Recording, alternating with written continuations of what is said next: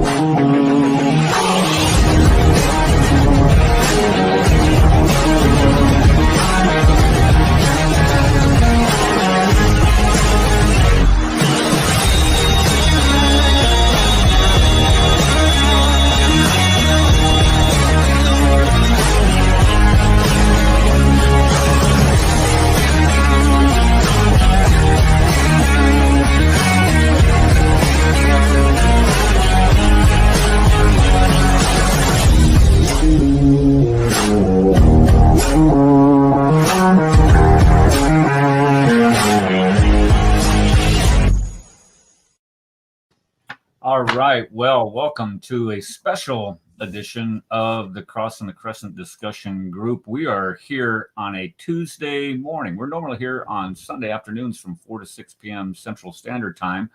But in order to get this guy on, who I've been trying to get on to the program since I think around 1987 or so.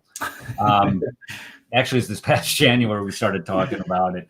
And it is a real treat to have our brother Bob from Speaker's Corner. Now, if you don't know where Speaker's Corner is, or if you have not heard of Bob, I would probably say you've been living under a rock someplace, especially if you're tuning into this show.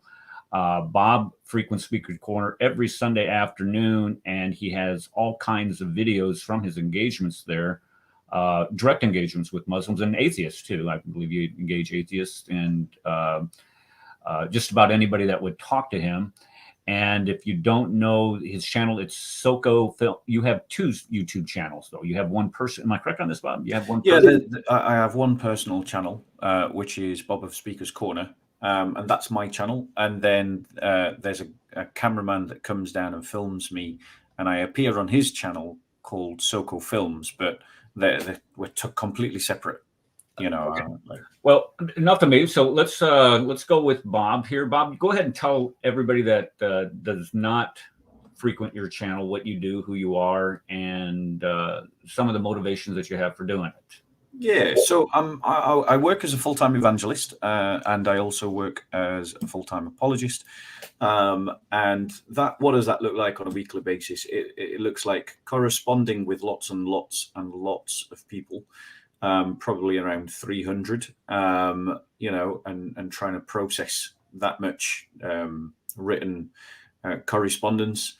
It means, you know, going out and evangelizing at Speaker's Corner and tackling Islamic arguments, using social media, doing live streams on my own channel, having interviews with scholars and other polemicists on my channel, and, you know, speaking with Muslims, meeting with Muslims away from the corner, cafes, restaurants, and places, and having conversations with them, as well as others, in a hope of drawing them to our Lord. And it works. You know, just last week I was at someone's baptism. All right. You know, who became a Christian, who had come to the corner, not last week, but about 2 weeks ago. So, but they were evangelized at Speaker's Corner, and we certainly connected at Speaker's Corner, and I definitely contributed towards his conversion, which is the joy that I receive often. I receive news of, you know, people becoming Christians, and it tends to be the demographic that the church wants to reach out to. Sure. Younger men.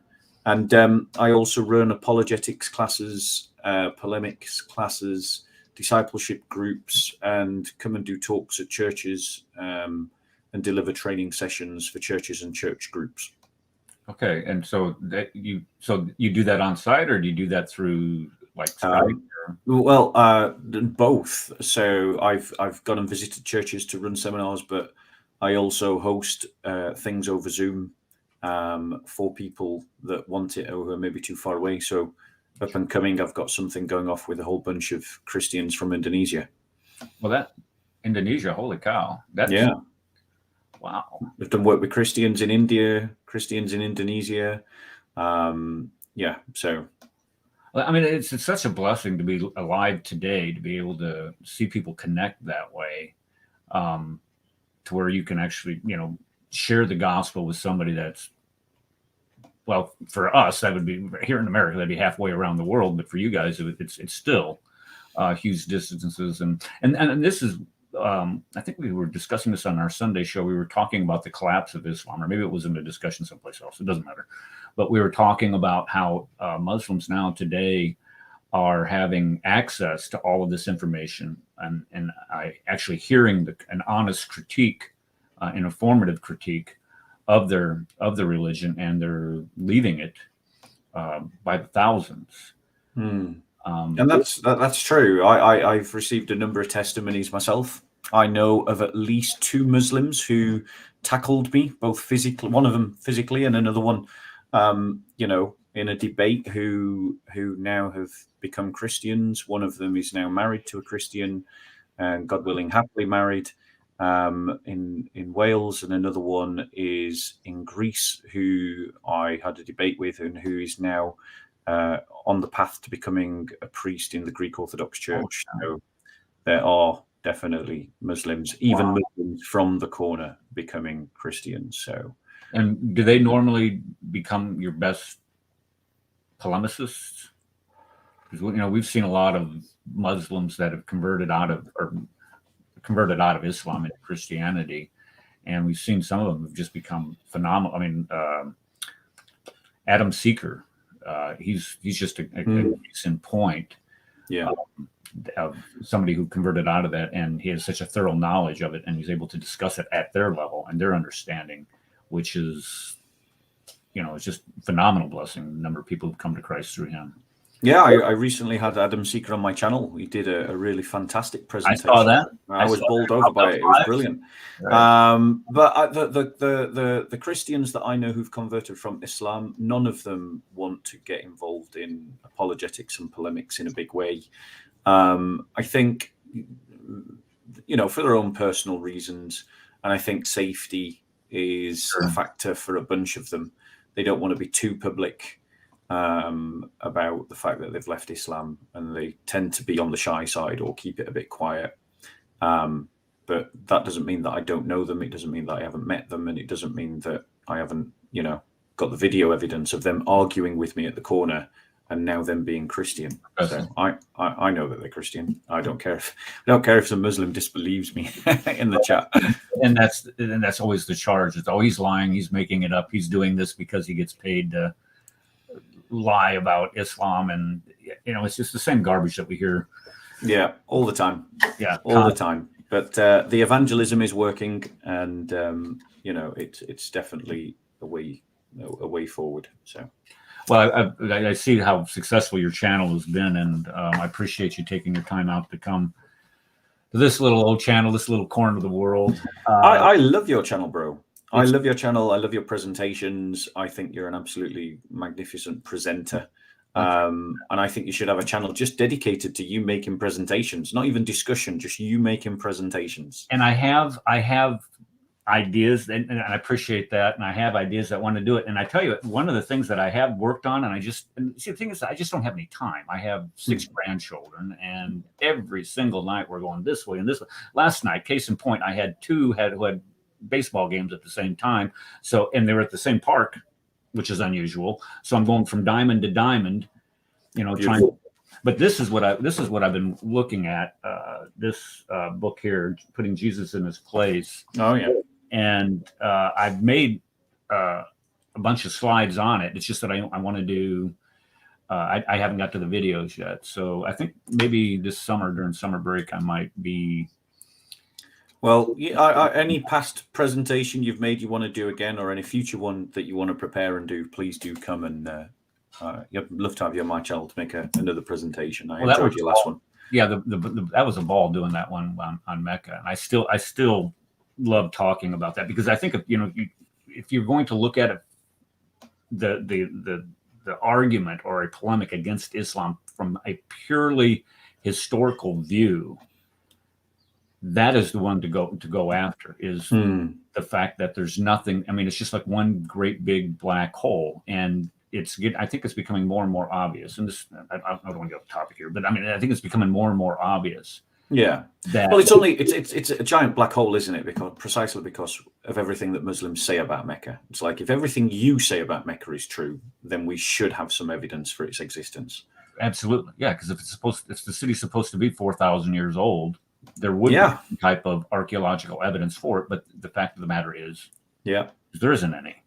And there isn't any from cartography. There's nothing on the maps that Mecca was there. There's nothing in the writings of people. So that's why I love covering that topic. Yeah. Okay, so for today's topic is we're going to be talking about one of the most popular, and we were discussing this prior to the show, who's the best Islamic apologist out there, and I asked you if it was Hamza, and your answer was what? Yeah, he's not. He's popular. He's not the best. Right. Okay. And then we want to make sure that we were able to discern the difference. There are several Christian apologists out there that are very popular, but it doesn't mean that they're the best. They're just very popular, and their message and the way that they present things just kind of hits home and resonates with a lot of people. And Hamza is one of them.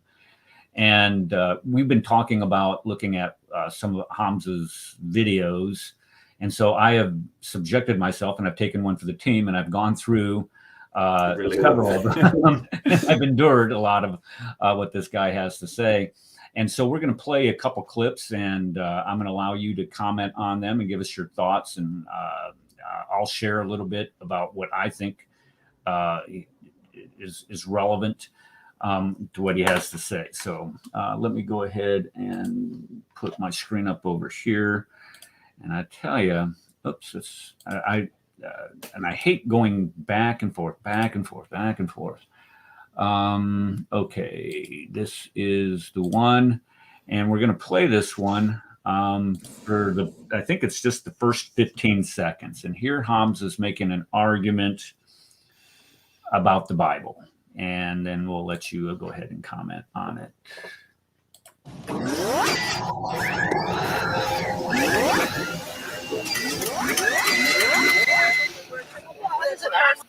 So you're saying to me the Bible is historically accurate? Almost a new way of writing. I believe so.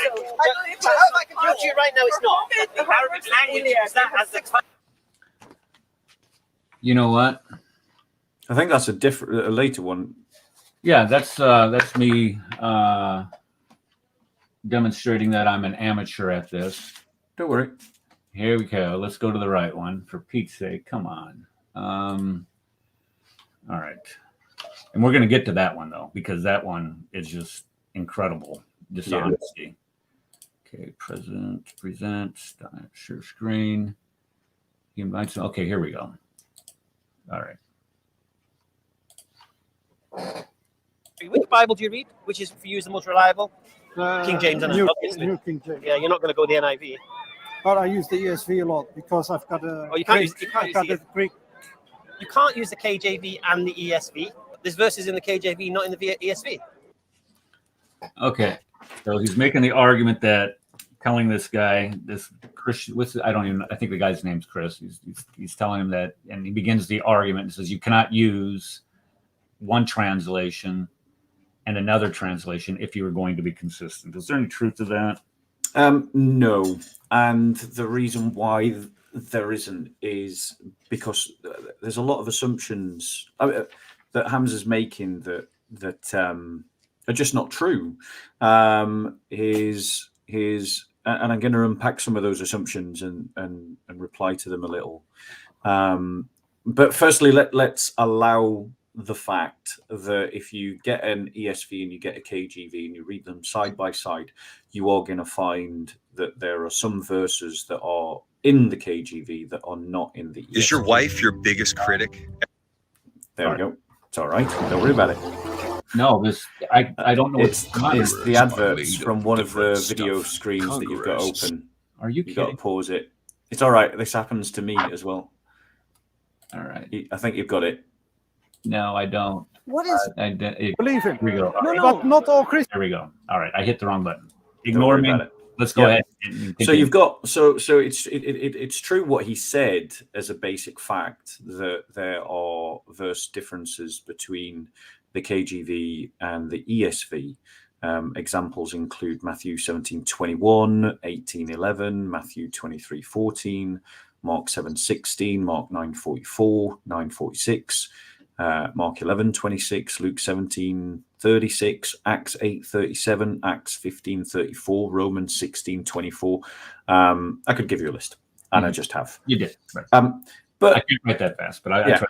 But the thing is that the assumption that he has made is that Christianity is a book-based religion, and that assumption is neither true in Christian practice nor in Christian belief. Every Christian accepts that the church was founded before the Bible was written, that the New Testament was written, and the New Testament was written to a church that already existed, and that's going to be that's a relevant fact that's going to come into a lot of the arguments as we go forward. When Christians give out the gospel, we don't say to someone, "Well, you can't become a Christian until you've read all the books of the Bible." We don't even say to someone, "You have to read a gospel before you become a Christian." If someone is willing to accept our personal presentation of the gospel and accept our Lord as their Lord and Savior, that's enough. So even in our praxis, in the way that we evangelize, we're not a book-based religion. Now, the thing is, he's talking, and maybe Eric, me and you could do something on this, is what I'd like to set your challenge. If you go to 17:21 and Matthew 17:21 and read it. Okay. Matthew 17 and 21. It says, however, this kind does not go out except by prayer and fasting. And fasting, right. So now if you read that same verse in the ESV. That's the King James, New King James. So go to the ESV. Okay. ESV means that it was the English Standard Version. Go to Bible Gateway, guys. Bible Gateway is such a treasure trove of different versions. Okay, verse 21. Verse 21. It's not there. Yeah. So what now is missing from our faith by the absence of that? So my challenge to you, Eric, is while I make the rest of my presentation, is to see, using the ESV alone, if you can establish that prayer and fasting is a way to appeal to God for our prayer needs. So that's my challenge. Use Google, just prayer and fasting, and whether you can establish that we should use prayer and fasting when praying to God about things. Okay. I'll continue with my presentation just All right, to go make ahead. you do that, and then you're going to make a mini presentation straight after that, off the cuff, just to show what a weak argument this is. So the reality is that the first falsity is that that Christianity is a book-based religion, which it isn't. The second argument, the second concession that we need to make is that that asking the question, which is the most reliable translation, is a fair one. It's a fair question.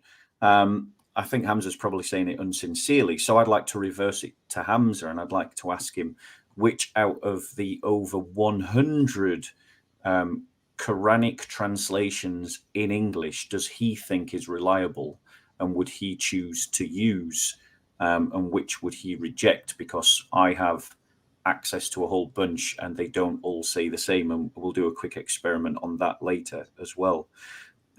there are multiple different translations of the Bible. That's a separate issue from textual variants, and this is a question about textual variants. But I want to defer to what the scholars say about whether any of these textual variants actually harm anything that Christians believe. So I'll quote Dr. Bart Ehrman for you in his book, Misquoting Jesus. He said, "To be sure, of all the hundreds of thousands of textual changes found amongst our manuscripts, most of them are completely insignificant, immaterial, and of no real importance for anything other than showing that scribes could not spell or keep focused any better than the rest of us."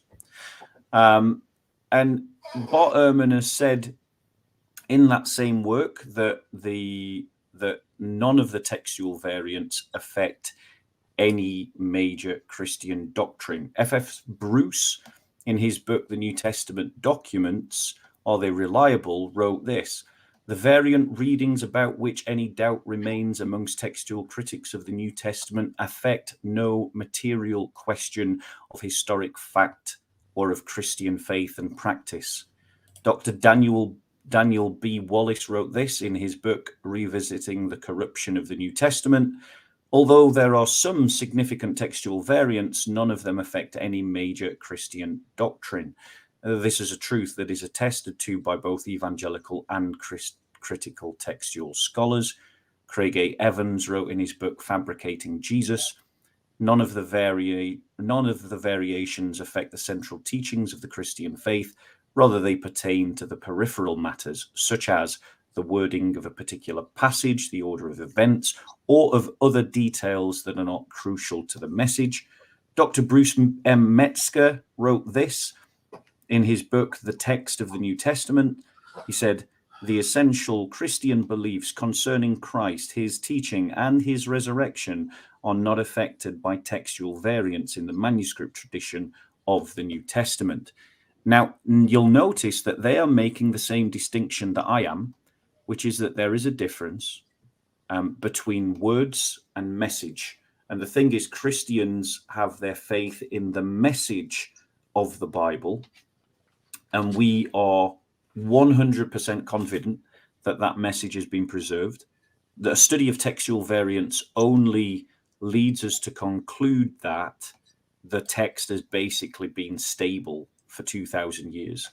The problem with Christians is not that we've lost words, it's that we've gained a few words in places here and there, and Christians have disagreement about whether those words should be kept and included.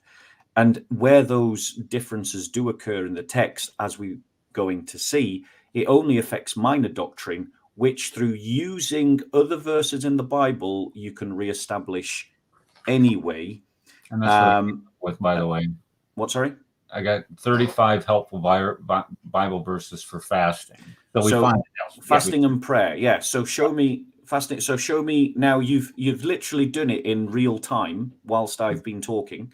So now you make a very brief presentation showing the general principle that Christians can and should use prayer and fasting to appeal to God.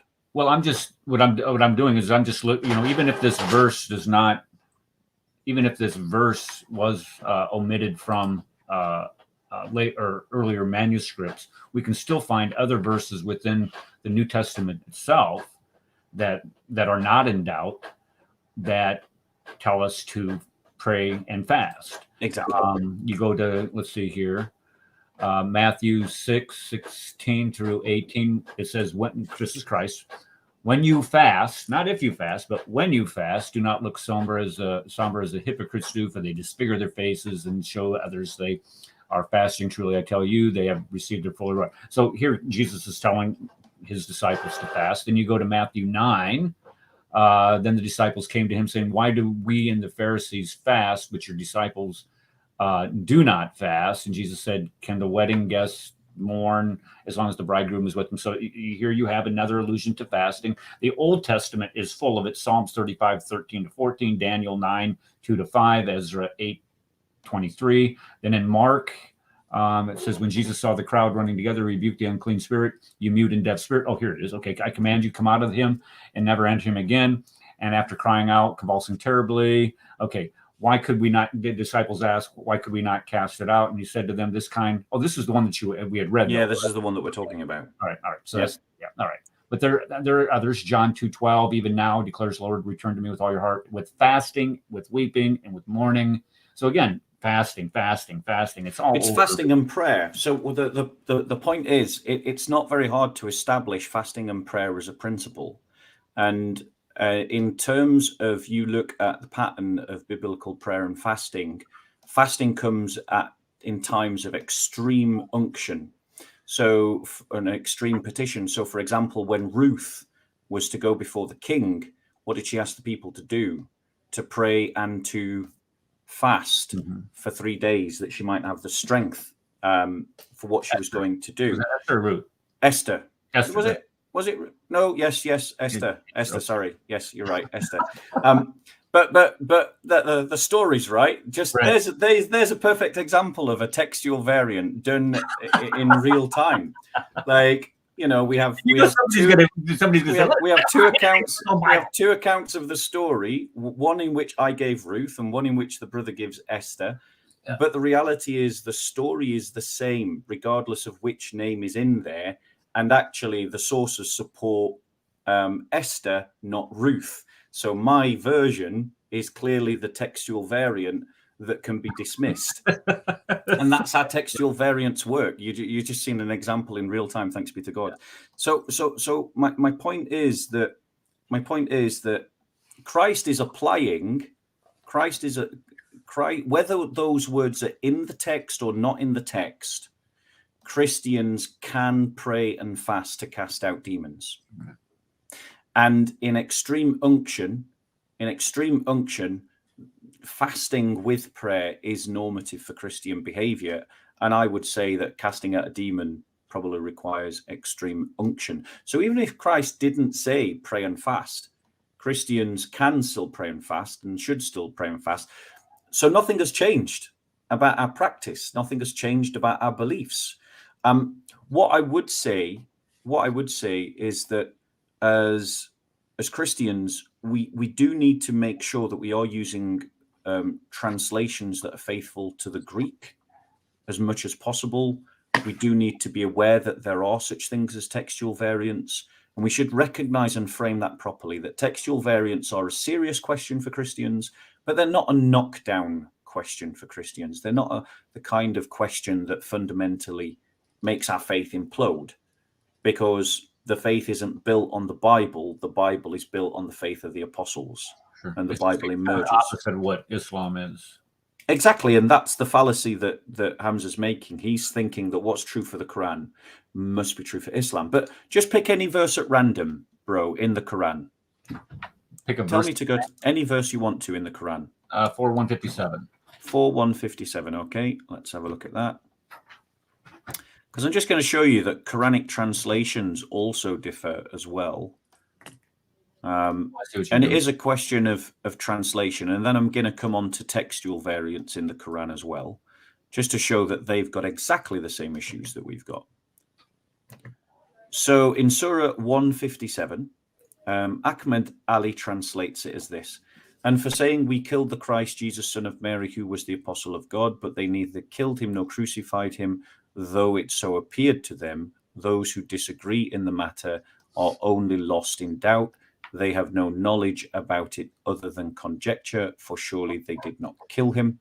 Ahmed Khan, and because they said we have killed the Messiah, Isa, the son of Maryam, the messenger of Allah, they did not slay him, nor did they crucify him, but a lookalike was created for them, and those who disagree concerning it are in doubt about it.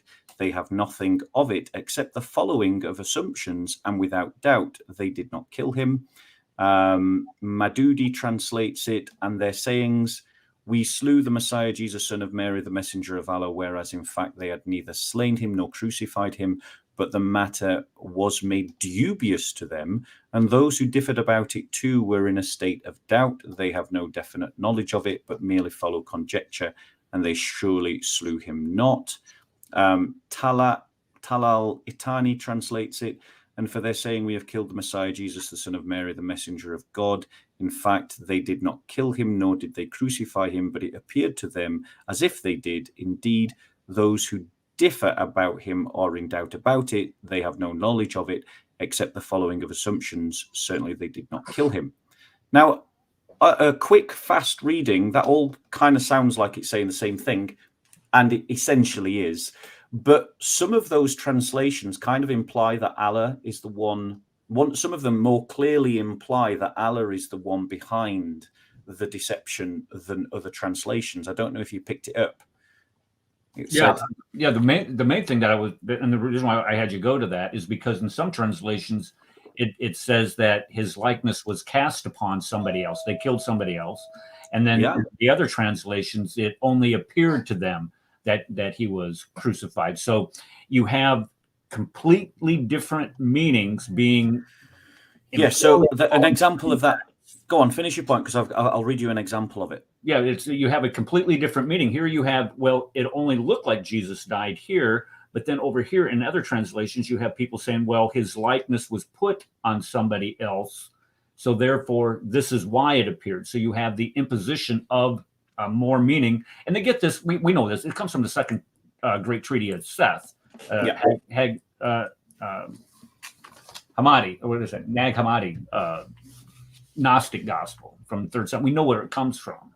Yeah. So this is where the same verse, but completely different meanings. Go ahead. Yeah. So in Karibullah's translation, it reads exactly you've said. And for their saying, we killed the Messiah, Jesus, the son of Mary, the messenger of Allah, they did not kill him, nor did they crucify him, but to them he, the crucified one, had been given the look of the prophet Jesus.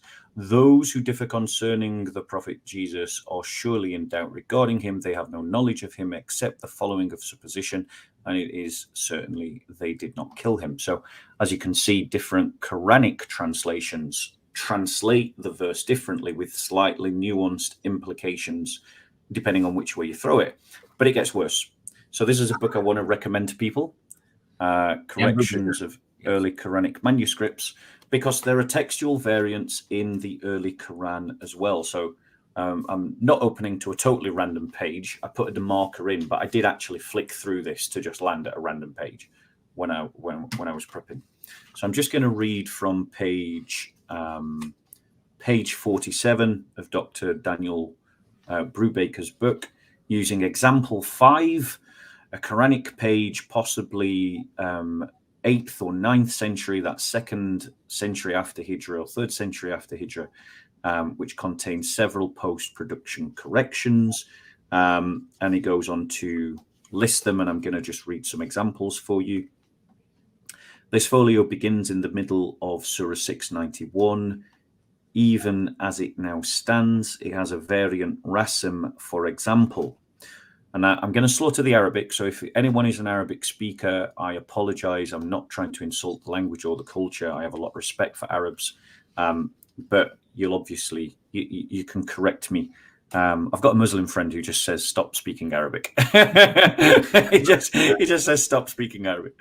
So Wa'la, or Nur, of Quran 691 is written instead of Wo in this portfolio, and the Lam Alif has been omitted. The meaning here is thus you and your fathers, rather than the 1924 Cairo edition, which says you nor your fathers. So clearly that's a textual variant with a meaningful difference. Another example is what reads Mubarakun Musadiku. It is blessed and confirms in the 1924 Cairo edition, as found in Surah 692, is written in this manuscript without the long medial alif in the first word, and also with a long alif in the end of both words to render Mubarakan, Musadikan, apparently a blessed and confirming one. So not it is blessed and confirms, but a blessed and confirming one. The war, which is and in Arabic, that precedes the litundir, that you may warn in the 1924 Cairo edition, is absent on this page. I shall I go on? You made a I have, yeah. You made the point and demonstrated that this idea of perfect preservation, is so that there are textual variants in the earliest codices of the Quran. The thing is that everyone's got to remember the Quran is smaller than the New Testament, and it's far later than the New Testament. Right.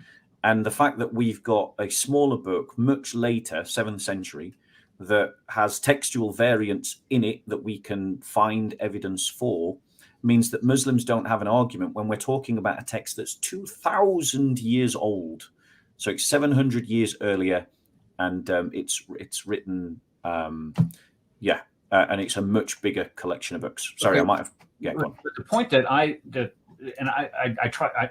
don't try to take the side of the Muslims on this, but just to illustrate their point and drive their point home, if you go through those variants that Brubaker and other scholars are now finding within the Quran and the original manuscripts themselves, they really don't have an impact on any of the core teachings of Islam itself. Yeah, yes, there are variants, but that doesn't impact the core teachings, the meaning of the overarching meaning of the text, or what their beliefs are. I would agree. Same thing applies to the variants that the several thousands of variants that we find in our manuscripts. There's no impact on any core teaching of the church, and we just accept that because this is, it isn't like we have, cut and paste, back in the 7th century or in the 1st century. They actually had to hand jam that stuff, and people are fallible and they make errors, and we recognize it, and we're able to address that through textual criticism.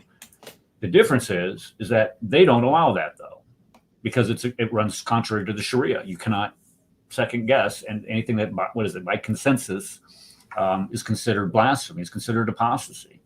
Well, the thing, yeah, exactly. You've hit your nail on the head. Is that a textual variant in the Bible is a serious but non-threatening condition for the Christian, but a textual variant in the Quran is a fundamentally contradictory counter evidence to the truth claims of the Quran itself, because the Quran claims that Allah is the protector of the book, and that he would protect the book, as according to the Muslim tasfirs, that he would protect the book from corruption.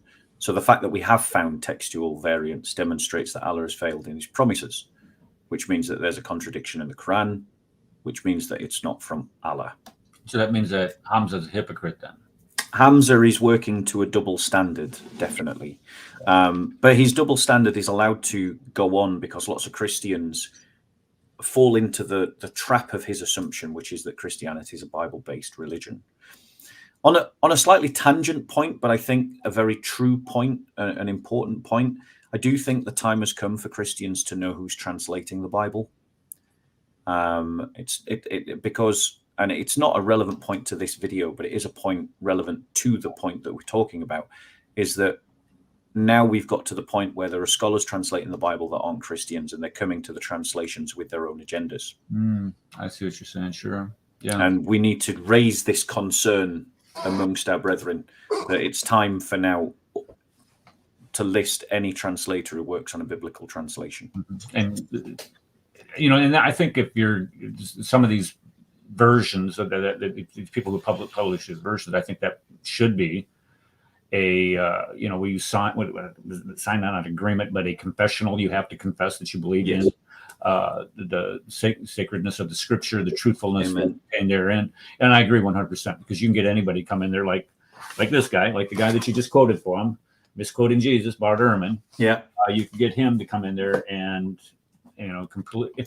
And then everybody, and I like your allusions to Daniel Wallace. And I would encourage anybody, if you can, go over to his website, watch his lectures on textual criticism. And the guy is frighteningly candid about the number of textual variants that we do, but he's able to articulate the explanation for it in such a manner that even the layman can understand. And here's the bottom line. The reason why we have so many textual variants from the New Testament is because we have so many manuscripts. If we didn't have the million, 2.5 million pages of Greek New Testament manuscripts is what we have. If we didn't have that much, then we wouldn't have the number of variants that we have. But the fact of the matter is since we have so much abundance of riches, or what does he call it? An embarrassing abundance of riches. Right. Yeah. Because it's 5,000 Greek texts, 10,000 Latin texts, and 5,000 texts in other languages, which means that when we compare all these texts, not only do we have an uncountable number of textual variants, but it's really easy to spot the fact that most of them are just spelling mistakes. It's like, what's the difference between, how do you spell John? John, Jonn, John, how would you translate that? You just translate it as John. Do you know what I'm saying? Yeah. So that's 99% of all the textual variants that we talk about in this uncountable number. That's all of them, 99% right there. The 1% that has meaning, well, we can spot those really easily, like the Comma Johannan, the Adultere Pericope, the longer ending of the variant endings of Mark, including the longer ending of Mark. They stand out like a sore thumb to us, but yet absolutely none of them affect any essential anything essential of the Christian message. And any minor effect that they have, it's more like a shade of pink or a shade of red. It's a little brighter or darker. It doesn't actually even change the minor doctrines. It just changes a nuance in the minor doctrine. And a lot of those variants, as we pointed out earlier, are as far as fasting and prayer. You did a great job of illustrating that. Are found elsewhere in Scripture. Or, for an example, Jesus forgiving sins. We have it in Mark. I mean, we have it in different parts of the Gospels where we can come back and say, well, look, just because you might not believe this here, I mean, there's a variant here, we'd have it over here also. So we have a multiplicity of different descriptions of the same events that enable us to articulate those core Christian beliefs. Yeah. Before we move on, I just want to lay down a challenge to any Muslim out there who thinks that my thesis is wrong. Well, show me a textual variant that changes an essential doctrine that I believe in. And if you do, I'll stop doing apologetics and polemics and I'll get off YouTube. There you go. Surely Muslims, that's worth a try. Okay, well, I'm sure. I hope they send you those emails instead of me, because I don't want my inbox getting all clogged up. But yeah, that's and this is where what Hamza's doing. What I think what Hamza's doing is so completely dishonest. Is he's trying to prey on the ignorance, and this is what he does. He preys on the ignorance of Christians at Speaker's Corner. And when you have somebody like yourself or other Christian apologists go out there and confront him, he gets shut down rather quick. And I've noticed that a lot of his videos are just with common people that go out there and speak. And one of them that we're going to talk to was Jewish. Okay. Okay. You want to go on the next one? My goodness. Yeah, I mean, on the first clip. Yeah, that's okay. I'm good to keep going for a while. So let's press on. Let me go to this one. Well, we'll just stay on this one here for a second. He says he has two claims here. Let me bring this back up. Oh, I took it off. Why'd you do that? Okay, this is, he invites Muslims, share, and we are at the 2-minute 44-second mark. Let me make this full screen. Here we go. I've got two claims. All right. I don't believe you can justify Jesus being God, even if every word of the New Testament is true. I don't believe you can. Yeah? That's my first claim. My second claim is, obviously, I don't believe they're reliable anyway. But even if they were, I don't believe you can justify it. Now. Okay, so what he's saying here is that he's making two statements here. He's saying you cannot demonstrate that Jesus is God, even if he accepts the entirety of the New Testament, or So the first one is that he'll accept how did he say that? He was going to accept the entirety of the New Testament. even if every word was true, you couldn't justify it. Yeah, you can't justify that Jesus is God. Right. True. So so to answer Hamza and Muslims directly, one assumes that the claims of the Quran are normative, and so therefore let us look. If we assume, for the sake of Hamza's test, that every part of the New Testament is true, therefore we don't need to question its reliability or its truth claims.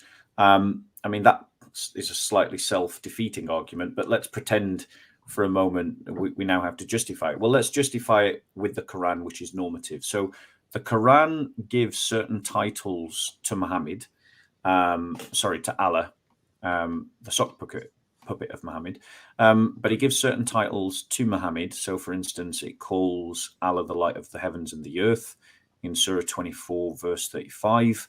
But funnily enough, Jesus is also called the light of the world in John chapter 8 verse 12 and in John chapter 9 verse 5.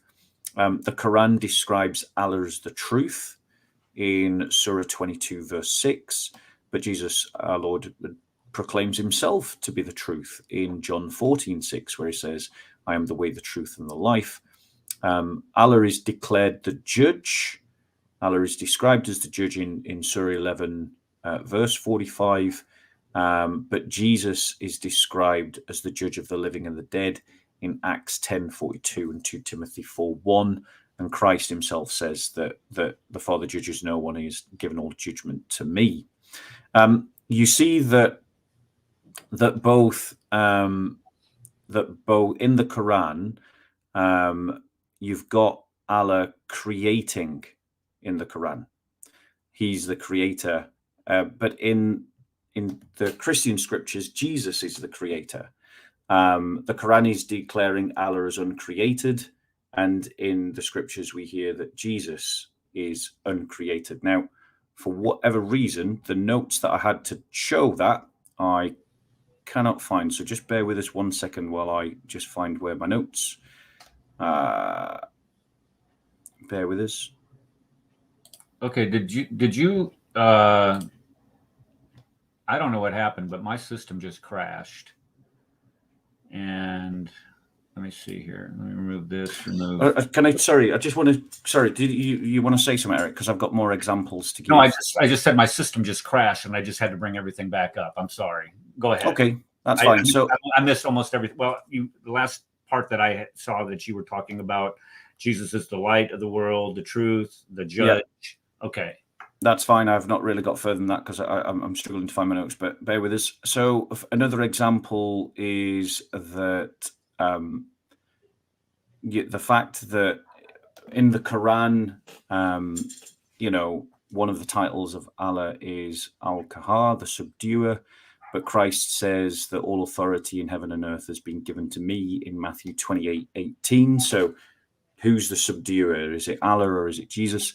In one of the titles of Allah is Al-Malik, the king, but in the Gospel of John, Christ says in 18:37, I am king.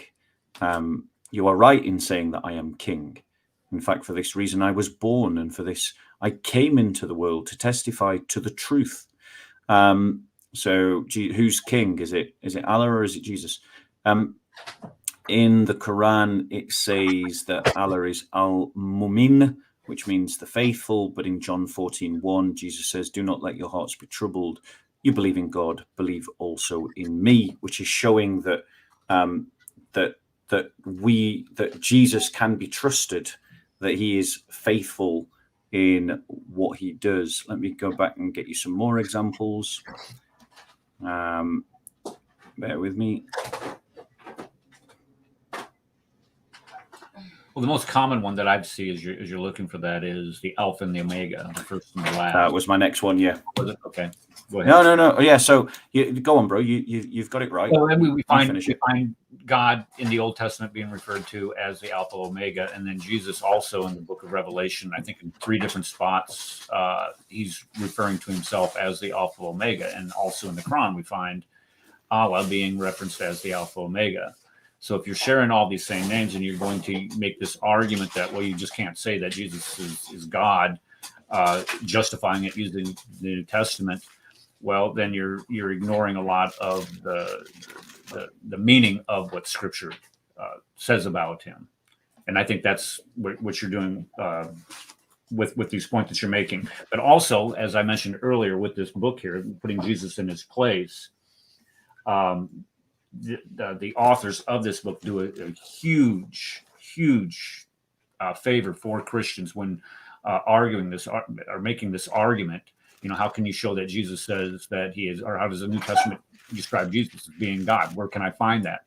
Well, it's all over the place. You have hundreds of different verses within that text itself that provide that. That's why I want to do those videos if I ever get to them. Yeah, and also Muslims will immediately recognize that Allah is the creator, but it says in Scripture, speaking of Jesus, he is the image of the invisible God, the firstborn of all creation. For by him all things were created. Mm-hmm. In the Gospel of John, it says, in the beginning was the Word, and the Word was with God, and the Word was God. He was with God in the beginning. All things were made by him, and nothing in the whole of creation was made without him.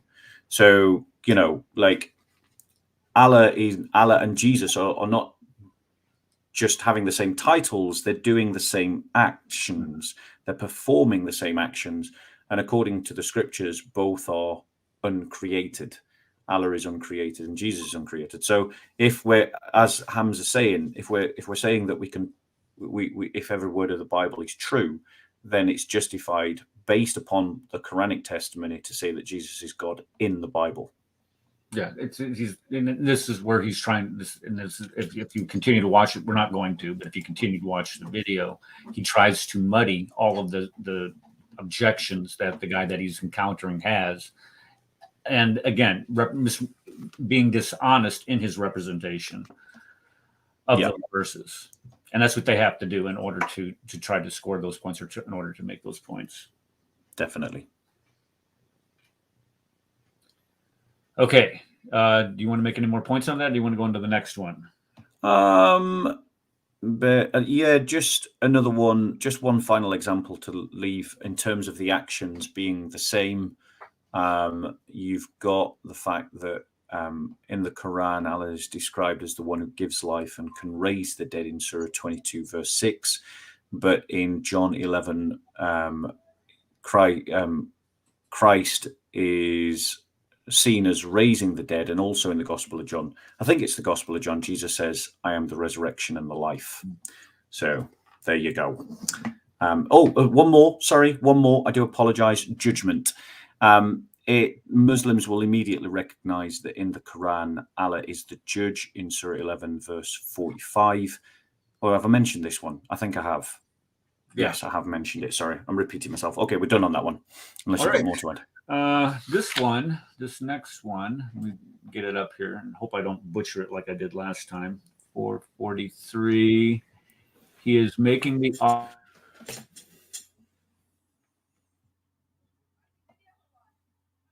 No, I've lost you. So I suspect my brother has lost his connection. So can people just tell me in the chat whether you can still hear me, or have I been lost as well?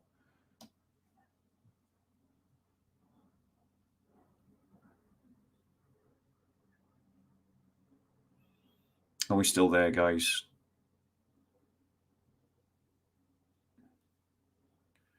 Yes. Are we all frozen, or is it just Eric that's frozen, guys? Okay, so you can all hear me. So whilst Eric gets back into the chat, I believe the next one he's going to do, and this is why it's always good to plan these things in advance, is to argue that Paul is the one who's the author of the Bible that Paul is the one who created the biblical story, that he's the one behind the gospel narrative. And so to try and demonstrate to Hamza and his acolytes that this is wrong, we just need to start thinking logically. And the first thing that we have to ask ourselves is that there are certain facts that are on the ground in the first century that were well attested against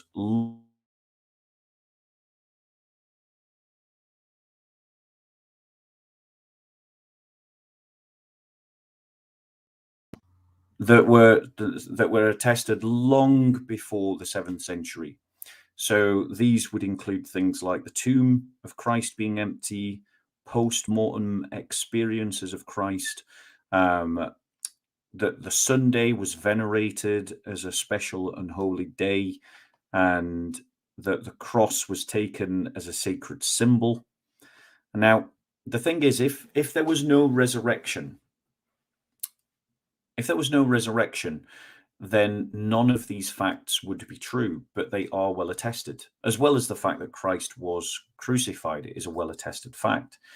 Now, if the Quranic narrative is true, even with their idea that it was something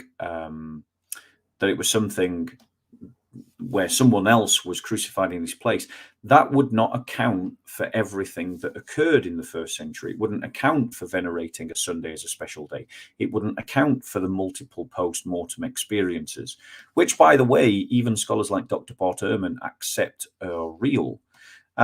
It doesn't account for the cross becoming a sacred symbol, because the Jews had a paradigmatic formula for what to do if your teacher died. And the paradigmatic formula is, if your teacher died, then you venerate the tomb.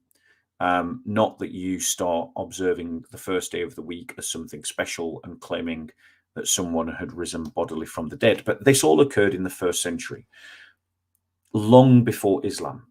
So it wasn't like they invented this to disprove Islam. This just was. The question is, why was it?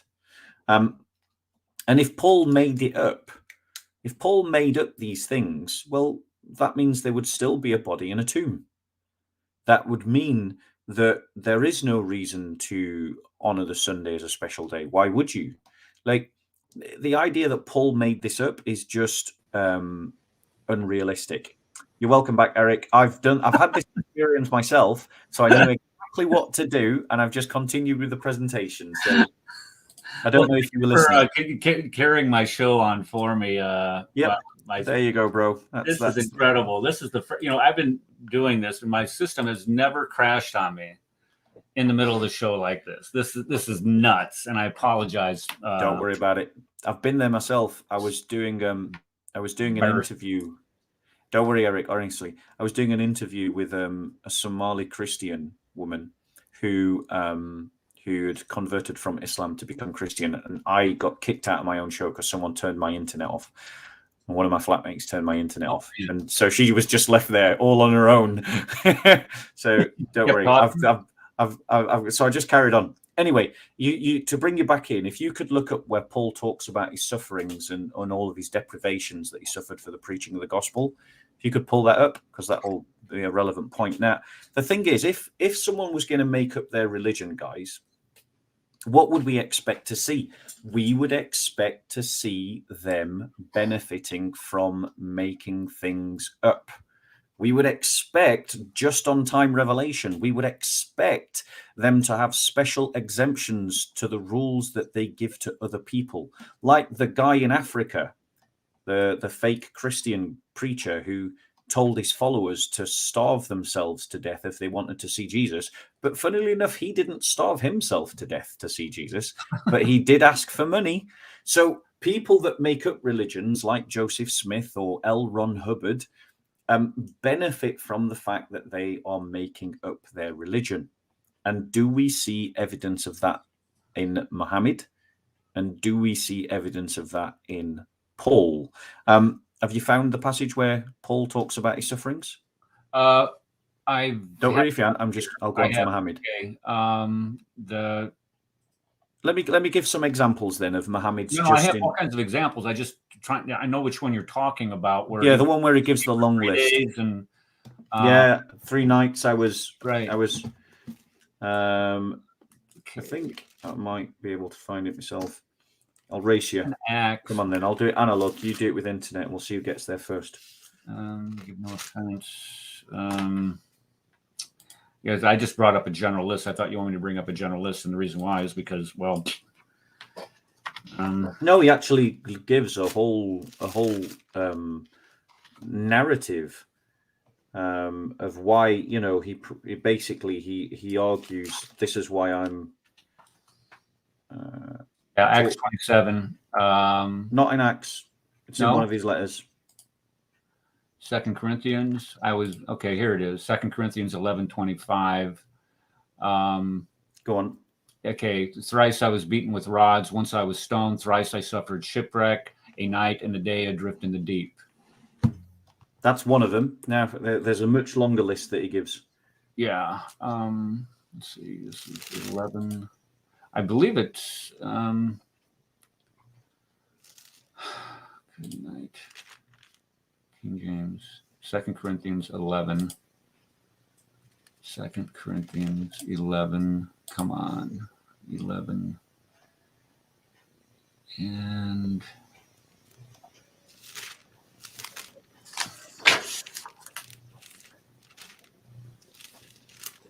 Here we go. No. Sorry, I haven't found it. Second Corinthians. What? Sorry. Okay. Here. Okay. 5 times I received at the hands of the Jews the 40 lashes less one. Where is that? Rod. This is 2 Corinthians 11, beginning in verse 23, 24. 5 times I received at the hands of the Jews the 40 lashes less one. 3 times I was beaten with rods. Once I was stoned. 3 times I was shipwrecked. A day and a night I was adrift at sea, on frequent journeys in danger from rivers, danger from robbers, danger from my own people, danger from Gentiles, danger from the city, danger in the wilderness, danger at sea, danger from false brothers, in toil and hardship through many a sleepless night, in hunger and thirst, often without food, in cold and exposure. And apart from other things, there is this daily pressure on me of my anxiety for all the churches. Right. So this doesn't sound like a man who's having necessarily the best time in being an apostle. And Paul, rather than having timely revelation that just seems to get him out of trouble every time, on the contrary, he ends up wrestling with the churches and sometimes struggling with the churches to disciple them. And you can see, as read by Eric, in what verse was that again? What passage? 2 Corinthians 11, 21 or 23 through 28. Right. The many deprivations that Paul had, but compare this to some of the timely revelations that Muhammad had. So, for example, bear with us. I'll read from Sahih al-Bukhari, book 66, hadith 12, or some number systems give it 4990, and some give the reference as volume 6, book 61, hadith 512. There was revealed, not equal are those believers who sit at home and those who strive and fight in the cause of Allah. Now, it's a reference to Surah 495, but you won't find it like that in your Quran. What you'll find in your Quran is this. The Prophet said, "Call Zayd for me and let him bring the board, the ink pot, and the scapular bone, or the scapular bone and the ink pot." And then he said, "Right, not equal are those believers who sit." And at that time, Amir bin Maktum, the blind man, was sitting behind the Prophet. He said, "O Allah's apostle, what is your order for me as regards the above verse, as I am a blind man?" So instead of the above verse, the one I've just quoted, the following verse was revealed, which is the one you'll now find in your Quran. Not equal are those believers who sit at home, except those who are disabled by except those who are disabled and those who strive and fight in the cause of Allah. So literally, Allah's given this revelation to Muhammad. He's uttered it. You've got a record of it. So the Quran exists in one form at one moment. But because the verse basically has no account for a blind man, and the blind man asks him publicly, but what about me? I'm blind, which is a bit embarrassing, isn't it? Like, you know, you've just given this verse and now you've just got caught out by this circumstance. And then boom, a new revelation suddenly appears in which actually there's an account for people, an allowance made for people that are disabled. And so the Quran changes form from 1 minute to the next based on an embarrassing incident. That is what you expect when a person makes up their religion. Let me give you another example. So, for example, Hey, let me ask you, Bob, did that video clip play when I got cut off? No, it didn't. So do you want to play the video clip to give context to what I'm saying? He says that Paul, his assertion here is that Paul's letters influenced the Gospels. Yes. So that is the argument. So he's essentially making up. Yeah, he's essentially trying to suggest that Paul made Christianity up. Right. Yeah, and this is a common, and we both know this is a very common Islamic trope polemic. Yeah. Letters of Paul and such. So let's test that reliability. Yeah. Now, I would even cut to the chase, and I wouldn't even bother with the Gospels initially. My first port of call is Paul. You don't trust Paul? No. And I believe Paul letters influence the Gospels. Yeah. Okay. So I'm just going to give one more. I've got a lot to say on this. I hope you don't mind, Eric. No, go on ahead. I'm loving it. So I want to give another example. So I'm sure you've heard of the Battle of the Trench. This comical experience, this comical story of this battle outside Medina, where they dug a trench, and then the army that arrived suddenly went, well, now that they've dug this trench, we can't possibly go around it. You know, there's nothing we can do. We're completely It's like a Monty Python. It's like a Monty Python sketch. It really is. But anyway, prior to this battle, because somehow Muhammad knew that the army was coming, I don't know how, maybe he had spies who were informed or something.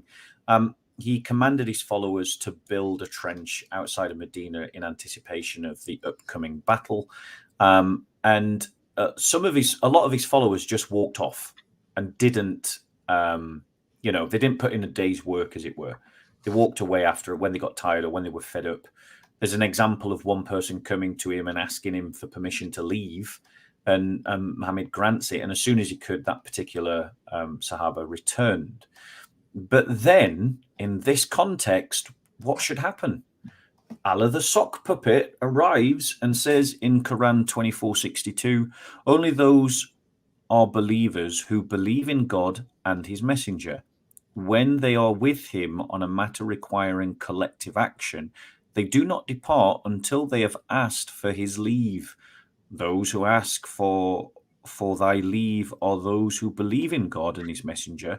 So when they ask for thy leave for some business of theirs, give leave to those of them whom thou will, and ask God for their forgiveness, for God is oft forgiving, most merciful.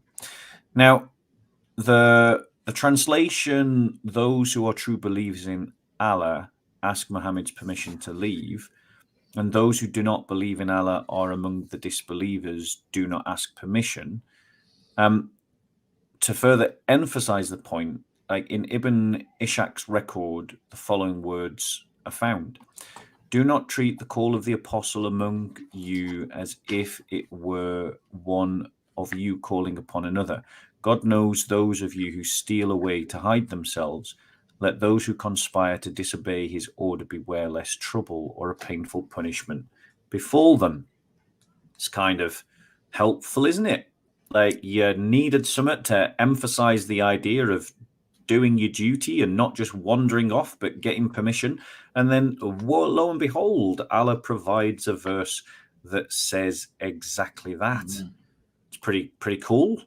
If only we all had a sock puppet that could help us in times of great distress. And then, of course, divine sock puppet that nobody can prove otherwise. And yeah, how convenient, right? Most embarrassing of all is obviously Muhammad's marriage to Zainab bint Jahsh, who was the wife of the adopted son of Muhammad, who Muhammad encountered and became erotically infatuated with.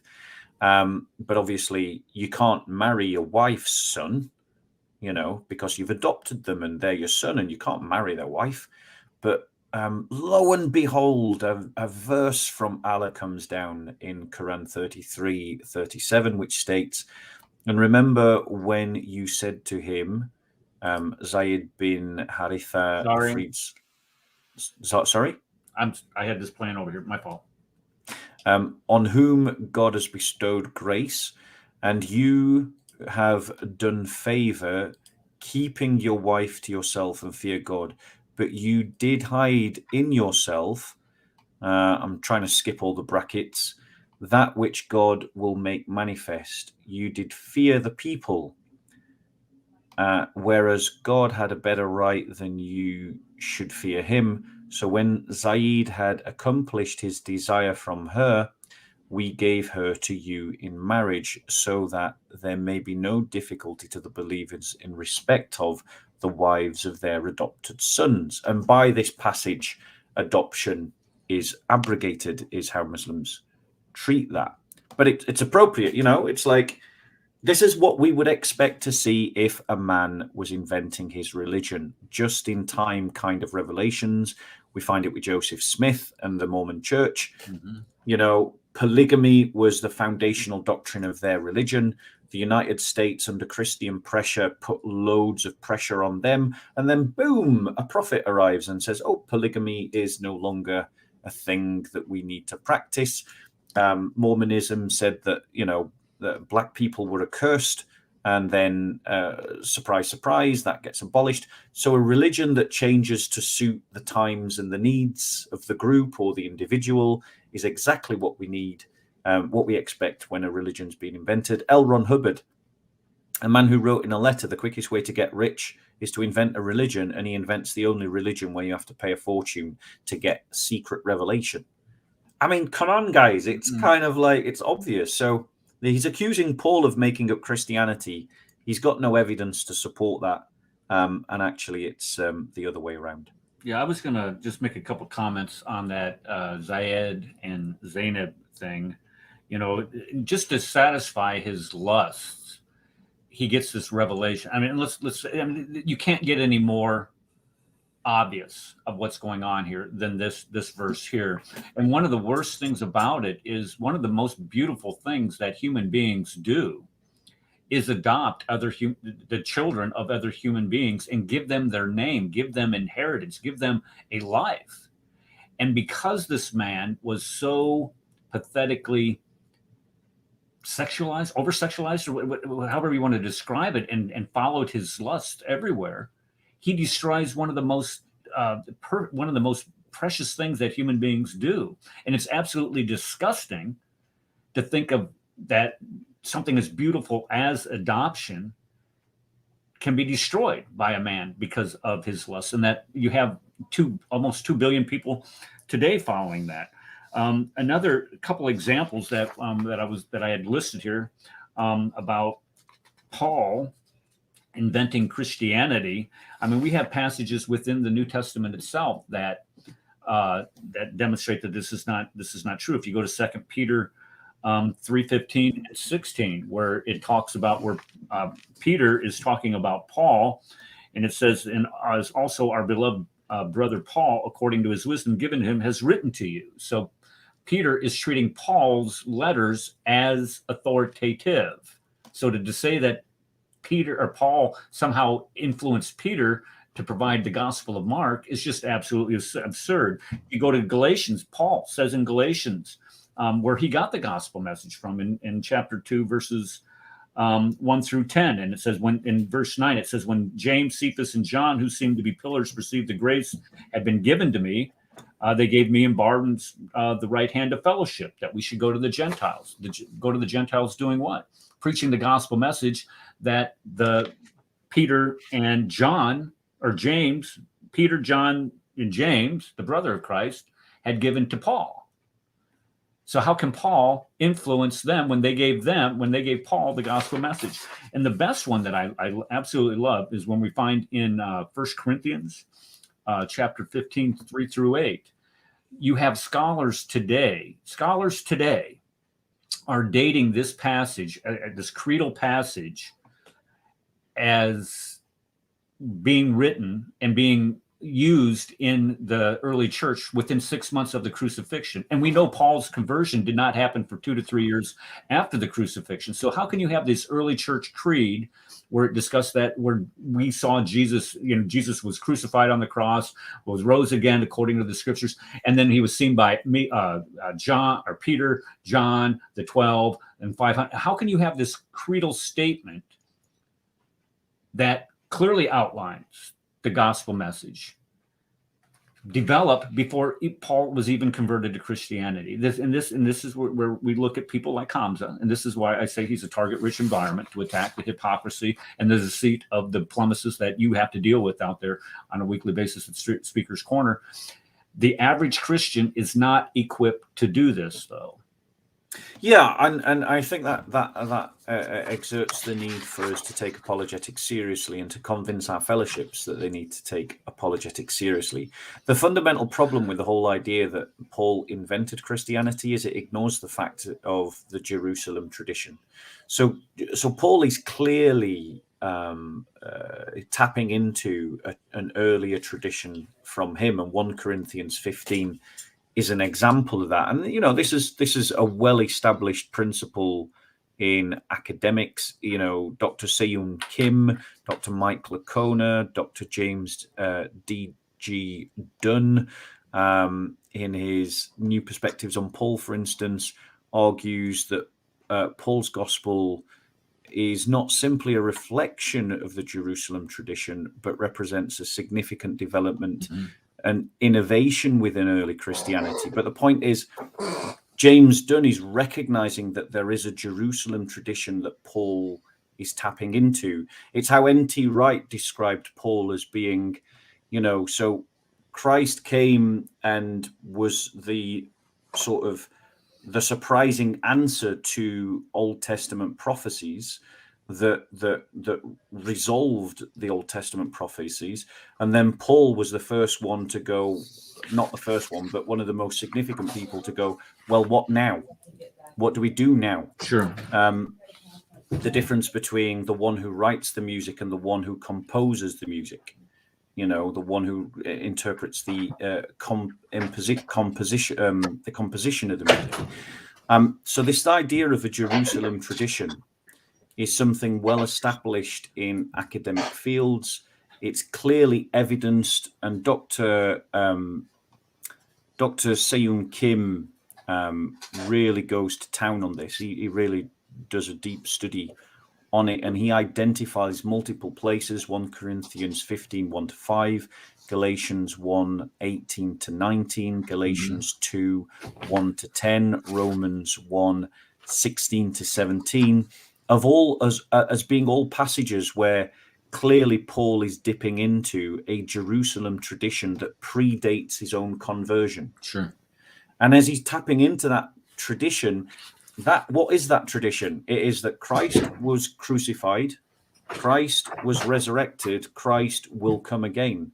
It's the basic charisma that Christians have recited in their liturgical worship for 2,000 years in chant. It's the earliest proclamation of the church. You find it in the early sermons in the book of Acts, and it predates Paul. So Paul can't be the inventor of something that he converted to. And let's remember that, because it is a majorly important point. Paul, an enemy of the church, a persecutor of the church, converted to a religion that he was persecuting. If you convert to a religion you're persecuting, then you're not the inventor of that religion. Okay, I got a rebuttal for that. Go on. Okay, and this is an honest to God rebuttal that I've heard from a polemicist saying, well, if you're Paul, and you really want to put the death nail in this religion, and take away its effectiveness, why not pretend that you've converted and then try to influence them to preach a different message? And that's and the argument is that's exactly what Paul did, because it was Paul's deviousness. He decided to become like them, but to alter the message oh so subtly, so it would not conform to Quran 4:157, which we discussed earlier. It's just bizarre. It's got the horse before the cart. It's got the carriage before the horse, sorry, because it assumes that Paul was writing to disprove a religion that came centuries later, which is fallacious logic at its finest. Now, they're obviously claiming that there was some kind of Muslim following of Jesus based upon Quranic testimony that was written in the 7th century. But that same Quranic testimony states that Allah will make the followers of the Muslim Isa superior to those that disbelieve until the day of resurrection. That's what the Quran claims. So by the Quranic testimony, if that counter argument is true against Paul, then we have to conclude that Allah failed in his promises because Pauline Christianity won. Right. It didn't just win, it won big. And actually, if you read the Quran carefully, it makes no distinction between Romans and Christians. It sees them as being synonymous, because obviously at the time of Muhammad, they were synonymous. But the reality is then that the Roman Christianity is the apostolic Christianity that we believe in. And that shows that the Muslim followers of Jesus did not and were not victorious and superior in the uppermost over their enemies, like the Quran promises that they would be. The other problem with that is it makes Allah a liar. Because go on. Well, I'm just going to say this is exactly what you were alluding to, and this is what you would find. This is a man who's, he's obviously historically unaware of the chronology in which all these events occurred, writing the Quran. And then you have apologists like Hamza here trying to defend that by trying to go after Paul. Because this is the David Wood argument. He goes, you think of all the apostles, you cannot impugn the integrity of the apostles. But so who do they go after? Well, they go after the one man that did not follow Christ for the 3 years. So you have to impugn his integrity somehow. But in order to do that, you have to completely ignore the chronology that we find in the book of Acts. Acts is basically Luke. 2 is all it is. It's written by the same guy from the same perspective. And he does provide the chronology that Paul converted much later after the church was born. So you have to ignore all of that in order to get at the position that he wants you to be at, in order to try to marginalize the epistles of Paul and the impact that Paul had on the church. And also Muslims, have got to establish motive. Well, why would Paul want to change a religion so that it doesn't observe the law when Paul himself cared so much about tradition? And that's part of Dr. Mike Lacona's thesis in his book. I want to encourage you guys to read it. It's another good book for you. Like in his and look at the size of it, it's a proper academic book. And in his thesis, he goes on to point out that Paul really cares about tradition, in that he cares so much about tradition that he uses and appeals to the church to follow tradition. And if people don't follow the traditions, the Jerusalem tradition, the tradition of the church, that they shouldn't, you shouldn't even mingle with them. Because remember, the Gospels had not been written by the time that Paul was writing his letters, and Paul had not yet written all of his letters. Sure. So, there wasn't a New Testament to use as a referent. There were some letters at the time of Paul's life, and maybe some of the first Gospels were either being written or soon to be written thereafter. So the whole point is that people who claim that Paul made up Christianity are getting history wrong. They're not treating history properly. and that's the problem. That's the exact problem right there. It's that, they're not doing history properly, right? Because there is a method, the historical method, and they're not, and they purposely do not follow it because they know that if you did use that, the historicity of their and that methodology could then therefore be used against the Quran, the Hadith, and all the Sirah. So they avoid it like the plague, and they denounce those who would dare to criticize that or their ability to use that methodology as being somehow hate or bigot, whatever you want to call it. Yeah, and the thing is, they've got a number of problems in terms of authorship, like of the Gospels.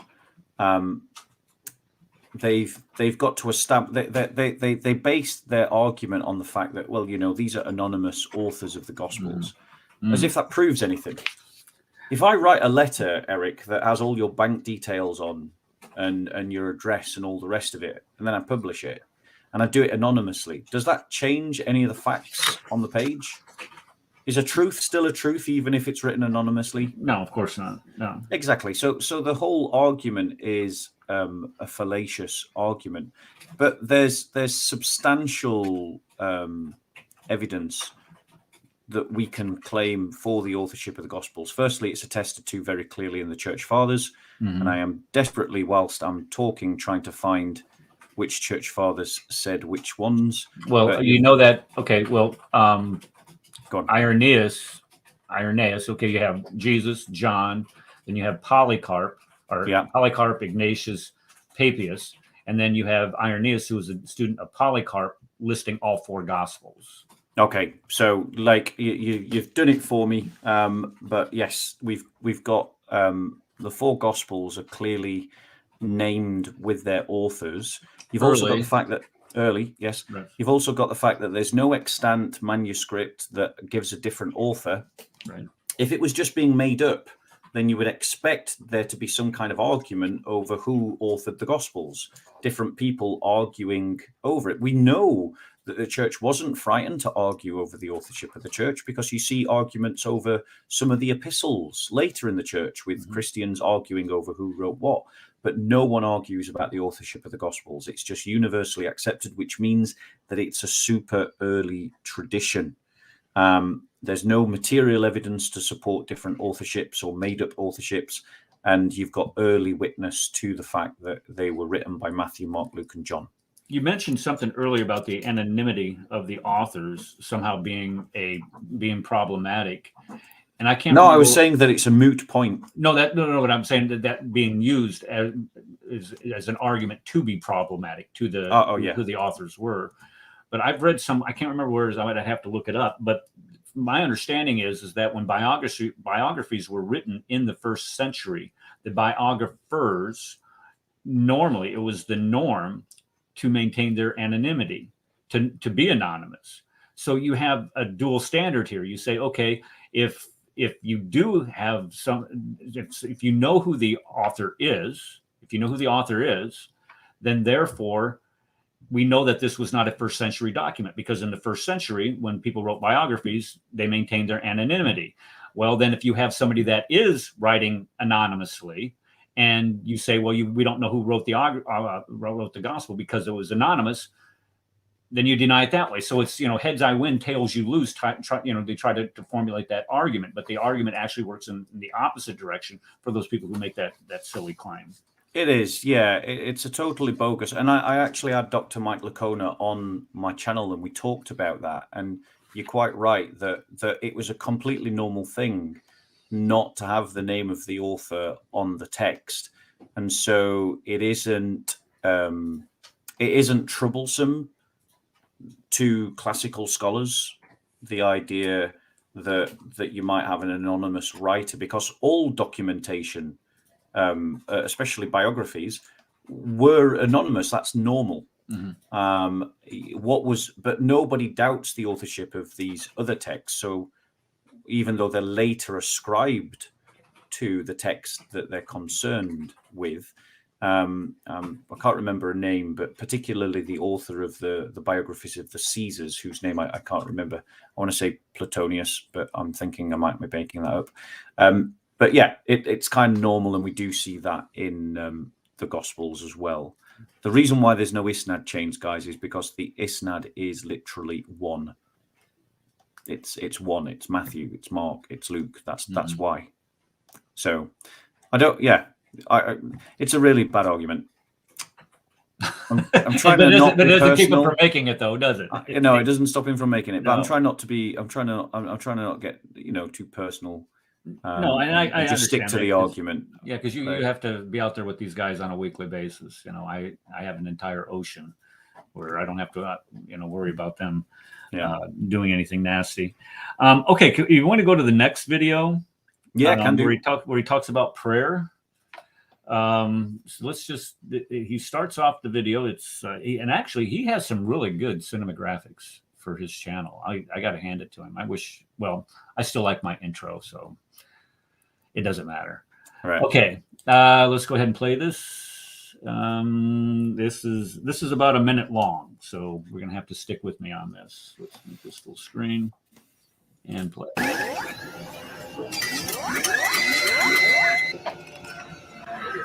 So when I show you that now, then what? Fell on his face and prayed. No. When I show you in your Bible that Jesus fell to his knees with his head in the dirt, when I show you, I am going to check first of all. Wait, stop. You just, okay, 1 second. No, 1 second. You just said nowhere in the Bible does it say that. So are you lying or you don't know? Excuse me. You need to be more like, this is the discussion. No, this is exposing you. No. This is no discussion. It's not. I'm not here to discuss. This is like your ignorance. Ignorance. Yeah. My ignorance. Yeah. All right. Yeah. You're the one who doesn't know what's in his Bible, and I'm the ignorant one. Yes, I do know. Yes, I do know. Right. So if I show you, you need to be more peaceful and not stop shouting. This is not. Okay. I won't. I won't. Forgive me. Yeah, no. If I show you. Okay, so he's making this claim that Jesus prayed like a Muslim. Why is it so important for them to say that Jesus prayed like a Muslim? And I'm sure we're going to go through how Jesus did everything but pray like a Muslim. So go ahead and have at it. Yeah, so they make this argument because, firstly, they're used to Christians having no reply. And it has a shock value. Jesus prays like a Muslim, not like you pray. You don't prostrate in prayer. And so it has a shock value as a polemic, but also they have a need to try and claim Jesus as a Muslim because obviously they believe that all the prophets were Muslims and therefore Isa has to be a Muslim. So they need some kind of evidence to back it up. Now, the irony is that in the very next breath, when you disprove their argument, their counter to that is to say, well, the Bible's not believable, it's not trustworthy. But it's only trustworthy when we can use it for our purposes. And usually the argument goes along the lines of quoting one isolated verse from, the books of Moses, another isolated verse, say, from the book of Jeremiah, another isolated verse from the book of Haggai, and then another isolated verse from one of the Gospels, and then they draw this seamless line as if to say, look, everyone prayed like this. And it's just it's completely dishonest. It's intellectually dishonest, it's academically dishonest, and it's a busted sales pitch. And the reason why it's a busted sales pitch is I'm going to ask you to go to please. Could you go to Mark 11:25? Sure. Mark 11, verse 25. I got it right here. And whenever you stand, okay. Stop. So go on. Read it again. And whenever you stand praying, Stop. forgive. What? So Jesus is saying when you stand praying. That's a textual variant. Yes, that is not a problem. Because there are other verses in the scripture where Jesus does this. If you No, turn I'm kidding. to- I was kidding about that. I'm just saying. Oh, you're really right. That's got to be a variant. Instead of standing really doesn't mean standing. I thought you'd got some note No, there no, to say no, it was no. textual variant, No, and then I was just going to do exactly what I said do earlier, which is I was just going to go to another verse to say the same thing. Yeah, it's ridiculous. Okay, go ahead. What was that verse? You want me to bring that one up too? No. So also go. So Christ is saying in Mark 11:25, when you stand praying. So he assumes that the normative position of prayer is to stand. Yeah, look at how he applies that to himself. If you turn to John 17:1 and read that. Okay, John 17, verse 1. And when Jesus had spoken these words, he lifted his eyes up to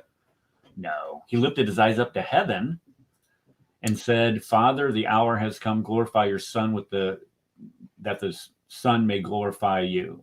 Yeah. So here Jesus is saying he's standing and he is looking up to heaven. Muslims aren't allowed to look up to heaven when they pray. That's forbidden to them. Jesus is standing in prayer. He's not prostrating in prayer. Let's go to. Do you know the parable the parable of the sinner and the tax collector? Yes. Yeah. Okay. Do you want to pull that passage up? Okay. I can't remember it off the top of my head. I'll find it. Yeah. So let's just find another one. Bear with us. Bear with me 1 second. That'd be Luke 18. Luke 18, verses 9 to 14. Yeah, do you just want to read that, please? Yes, and he told this parable to someone who trusted in themselves that they were righteous and treated others with contempt. 2 men went up into the temple to pray, one a Pharisee and the other a tax collector. The Pharisee, standing by himself, prayed, thus, God, I thank you that I'm not like other men, extortioners, unjust adulterers, even like this tax collector. I fast twice. Look at that. He's fasting here. Fast twice a week. Give tithes of all that I get. But the tax collector, standing far off, would not even lift his eyes up to heaven, but beat his breast. He was standing far off. There you go. So you've got, even when Christ is telling a parable that involves prayer, the parable that involves prayer assumes that the normative position of prayer is standing. Now, I don't know if you know this, but in Islam, there are times of prayer that are forbidden. Did you know that? They're what? There are times where salah is haram. Times, okay. Yeah, times in the day when salah is haram. I did not know that, no. So after the sunrise, if I understand it correctly, and I'm sure a Muslim will correct me, but the basic message is correct, that the after sunrise, or as the sun is rising and as the sun sets and as the sun is in its zenith, you can't pray at these moments in time. So there is strictly there are places where when Muslims cannot perform salah. But if you turn to the passage where Jesus tells the story of the unjust judge and the widow.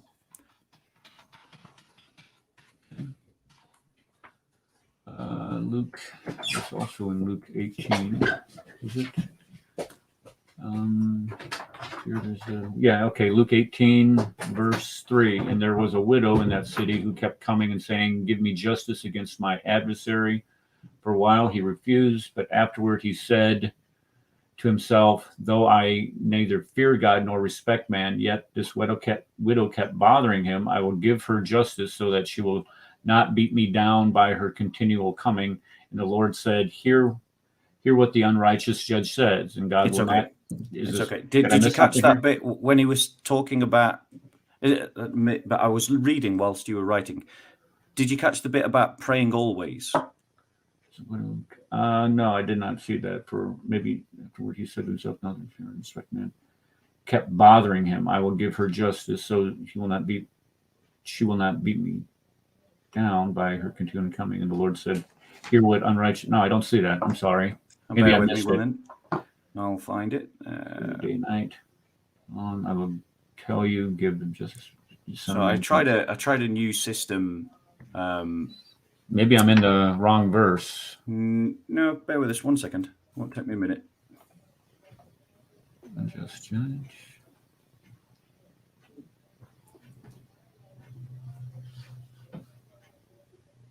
Oh no! It says right there in the first verse. I started. It says, read it. He told them a parable to the effect that they ought always to pray and not lose heart. Okay. Yeah. So Christ says to always pray. Christ says to always pray, right. And Muslims tell one another not to pray at certain times. Christ also, when you think about the substance of prayer, how do we address God? Well, we pray in spirit. Yeah, we pray in the spirit. That is true. But when we make petitionary prayer, what is our term of address? Do we call God? Our Father. Yes. Our Father, our exactly. Father. As a matter of fact, the model prayer. I have this. Yeah, and that is the model prayer. The model prayer is the Our Father prayer. And if you compare the Our Father prayer, Muslim prayers don't match it. Muslims do not address God as Father. So not only does Jesus call God Father, not only does he say that the normative position of prayer is standing, not only does he say that your eyes should be looking up to heaven, he also prays in the temple, and he prays on a Sabbath as a special day of prayer. None of these things Muslims do. None of these things Muslims do. When, for instance, the one verse that Muslims go to is the idea of prostration in prayer, that Jesus prostrates, as if Islam either invented or owns prostration. It would take me it will take you, Eric, it'll take you 2 minutes to find a video, or just type in Christians prostrating in prayer. Okay. And just to prove it, Christians were using prostration in prayer for centuries before Islam. They didn't invent the practice, and they don't own the practice. It is not that Jesus prays like a Muslim. It is that Jesus prays like a Jew, and Muslims are copying Jews. Okay. And Christians, when we prostrate in prayer, we are copying Jews. They didn't invent it. They don't own it. And it isn't that Jesus prayed like a Muslim. It's that they are praying like a Jew. Here's an example of a Christian prostrating in prayer. This is,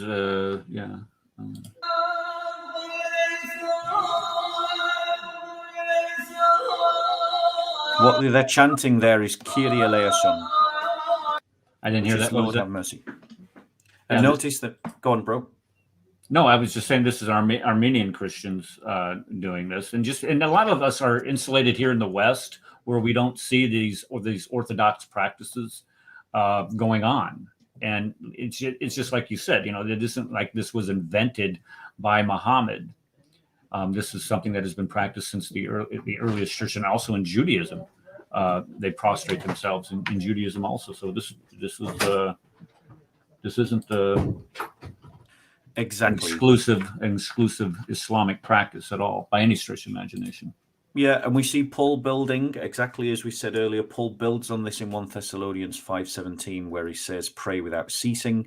Also in Philippians 4:6 and 7, where he says to the church to pray in all situations. So, for example, he says, do not be anxious about anything, but in every situation, by prayer and petition, with thanksgiving, present your requests to God, which is exactly what our Lord did. So, yeah, it's a really dumb argument, and the only people that propagate it are really dumb people. And if you're a Christian in the West and you're not using prostration in prayer, I want to encourage you to do it. It isn't Islamic. Muslims don't own it. Jesus did it, and we should do it as well.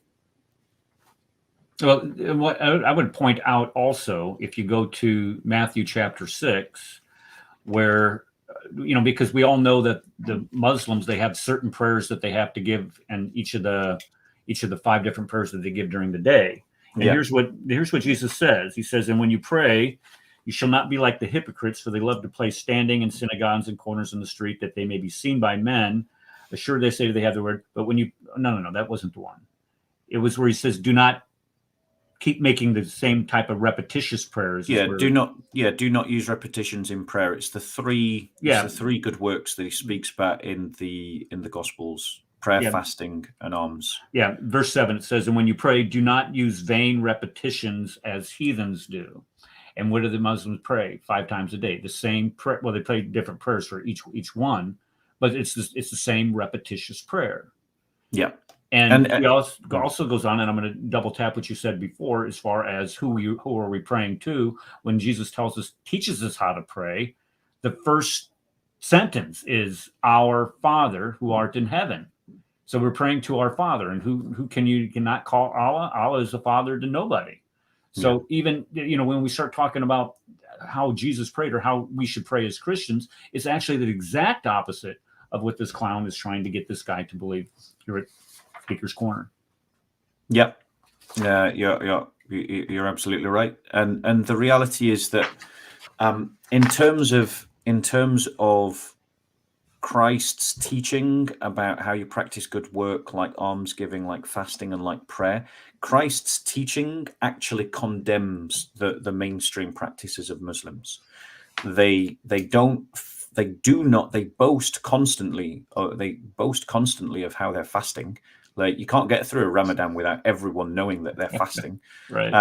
They make a public spectacle of their virtue, praying in the street, making a big deal about their fasting, which is not really fasting. It's just skipping lunch and having 2 giant feasts. And they also make a big deal about, I've given my zakat. And the reality is that zakat's not even a charity. It's a tax that they have to pay, punishable by death if they don't. You're an apostate if you refuse to pay the tax. And it's not even charity, because Christians, Jews, Hindus, they can't benefit from zakat. Only a Muslim can benefit from zakat. So it's not even charity. And Christ condemns all of that because of the public nature in which it is done. You can't do a tax in private. It's a public thing. And so the truth is that actually, and most Muslims don't do the 5 daily prayers. Most Muslims don't. Well, a huge chunk don't give zakat. And the reality is that Islam has failed them in terms of this. Whereas Christ's teaching about doing all these things privately, not letting anyone see your good works, and I feel the weight and the conviction of Christ's teaching in my own life at the moment, for just with the stuff I'm going through, is the importance of you doing things for God, not doing things for how other people might perceive you. Right. And as someone who does a lot of stuff on YouTube in public, I very much am feeling the weight of what Christ is teaching.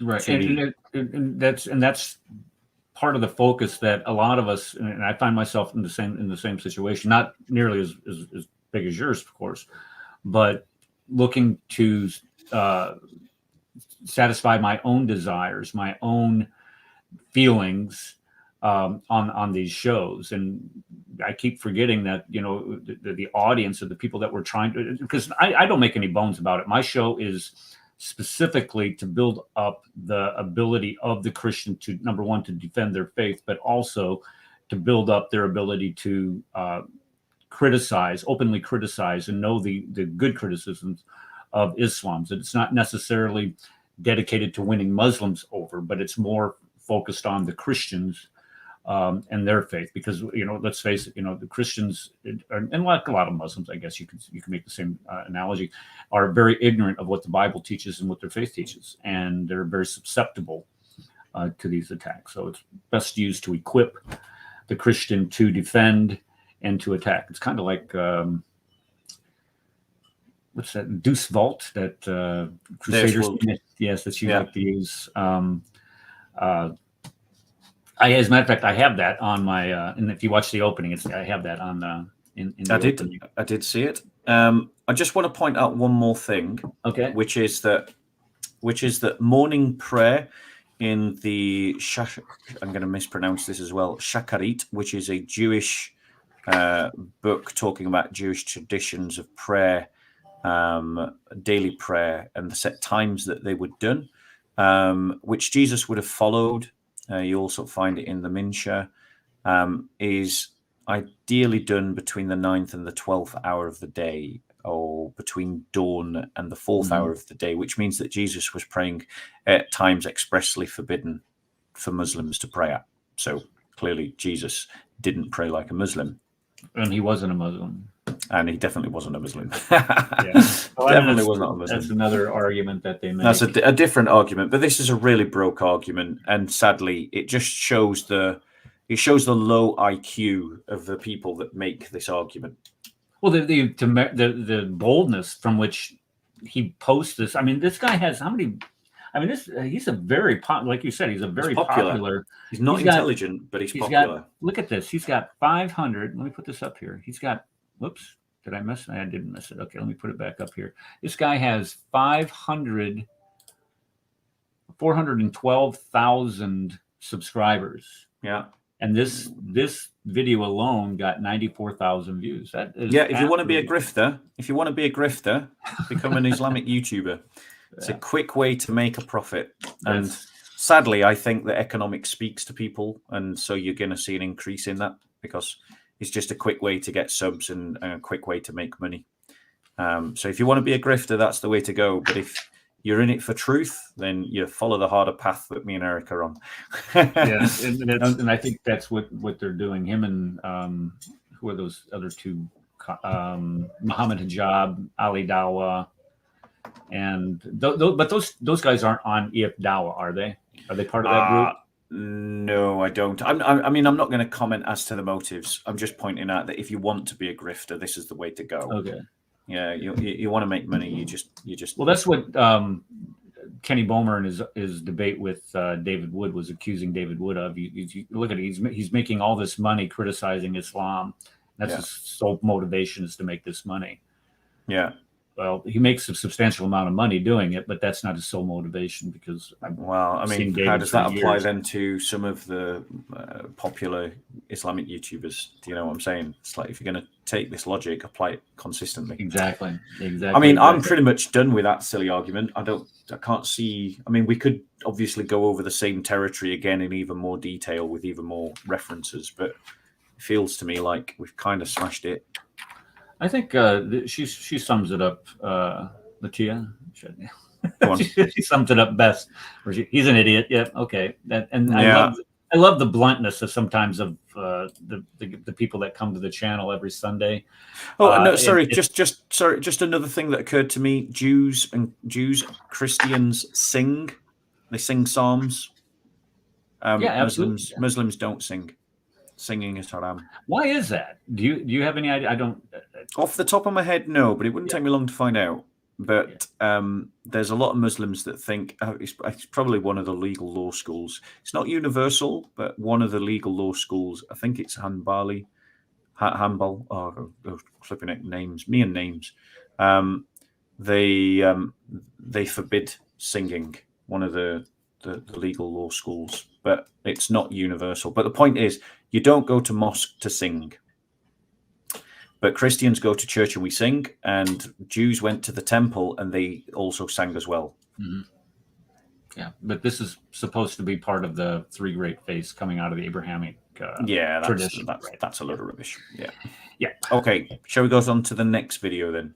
Okay, this one, the audio is hard to hear. I'm just going to be. Let's stop. Okay, it's hard to hear. I'm just going to be perfectly honest with you. But this one deals with, is the Bible historically correct?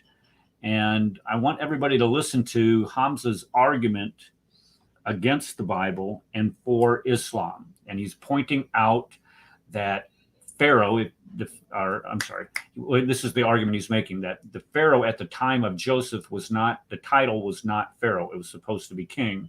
And what he's saying is that only a divinely inspired document, a divinely inspired man would know this. So here's his argument. Let me go ahead and put this up here. Is the Bible historically correct? All right, let me make it big for everybody to see. And here we go. This is not subjective. This is proof. Okay. If you read your Bible in the Old Testament and the story of Joseph, you know the story of Joseph? Goes in the well, comes out of the well, goes to prison, ends up being advised to the leader of Egypt. Yeah? Yeah? Are we so far? According to your Bible, who is the leader of Egypt? What's his name? What's his title? They could not imitate it, copy it, and they couldn't understand how it was 6th century. Then we come to the story of Moses. And who is the title of the leader of Egypt then? There was more than 120,000 prophets. Pharaoh. Okay. When did the Pharaonic dynasty come into existence? I heard something about that recently, Yes. and it has been refuted. What you're saying, Oh, was it? I can't remember. Oh, that's convenient. So That's I'm not even convenient. going to go there. Okay, well, I'll tell you historically, because this man likes history. The Pharaonic dynasty, in the time of Joseph, they were known as kings. And it was only later on they became pharaohs. Yeah? Now, here's the amazing thing, because I want to bring the Quran in, because you like to control the Quran. Because the Quran means Pharaoh, yeah. The Bible. No. This is the thing, you see. The Quran doesn't. The Quran calls the leader of Egypt in the time of Joseph king. All right. So he was making the argument that it is a miracle of the Quran, where at the time of Moses, Moses got it right, saying that the Pharaoh was known as the Pharaoh. But when we use the historical method, and this is what amazes me, he actually wants to use the historical method to determine what the title of the Pharaoh was at the time of Joseph. He was referred to as the king, and nowhere in history does it do this. He goes on, he makes other arguments saying, well, this is the only place that we can find it is in the Quran. Well, I mean, firstly, that's just opened up the Quran to a whole world of pain. If we're talking about anachronisms, then like I've got a bunch of juicy fruit of anachronistic nonsense in the Quran that I'll talk about in a second. But I think it's fair to say that now, if I get my facts right, the time in which the Joseph story is set is the Middle Kingdom period, which is like 2055 BC to 1650 BC. So somewhere in that period of time is where the Joseph story is set. And it's true to say that the term Pharaoh wasn't common. It wasn't widespread. It became more widespread later in the sort of New Kingdom period, so 1550 to 1069, which is obviously when the story of Moses is set. And at that point, Pharaoh would become much more involved. But the fact of the matter is, we do have historical artifacts dated to the Middle Kingdom that do use the term Pharaoh. Not many of them, admittedly, but we do have them. So one example would be Senusret. There in the Middle Kingdom, there's a stele in the reign of Senusret, which is dated 1971 to 1926 before Christ, and it refers to him as Pharaoh in one of the inscriptions. Another example. Okay, so what you're saying is that during the same kingdom that he's saying that the Pharaoh was only referred to as king, we've got artifacts that say Pharaoh. That say, okay, it was Pharaoh. Okay, go ahead. Not many, and it wasn't common. King was a much more popular term, a much more commonly used term, but Pharaoh was used. So, for example, so it's not a case that one is right and the other is wrong, but Pharaoh, it's a case that, I to my understanding, and I'm not an Egyptologist, but to my understanding, it's a case that they're both right. They both can be right. So another example would be there's a statue of Amenemhat III, which dates to 1842 to 1797 before Christ BC. And again, that uses the title Pharaoh. And so that clearly demonstrates that the term Pharaoh was and had been used in the period of time that the Joseph story is set. Now, let's imagine that evidence wasn't there for a second. Why might, at the time of Moses, when Moses was telling the story about Pharaoh, when Moses was telling the story about Joseph to the Jews who'd just come out of Egypt under Pharaoh's whip, why might Moses have used the word Pharaoh to speak to these ignorant slaves?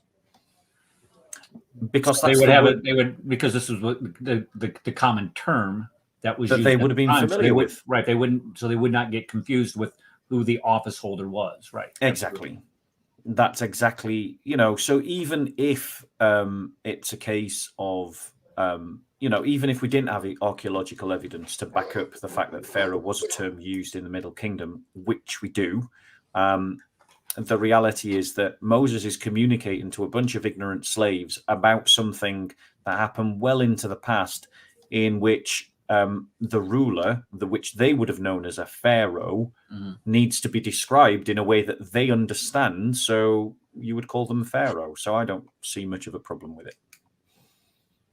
And that's the point. When we start looking at why it was written the way it was, it is the connection that the Jews make with that office. But it gets worse, and I'm not sure if you were aware of this. Go on. If you go to Genesis chapter 40 and verse 1. Bear with us. I will do exactly that.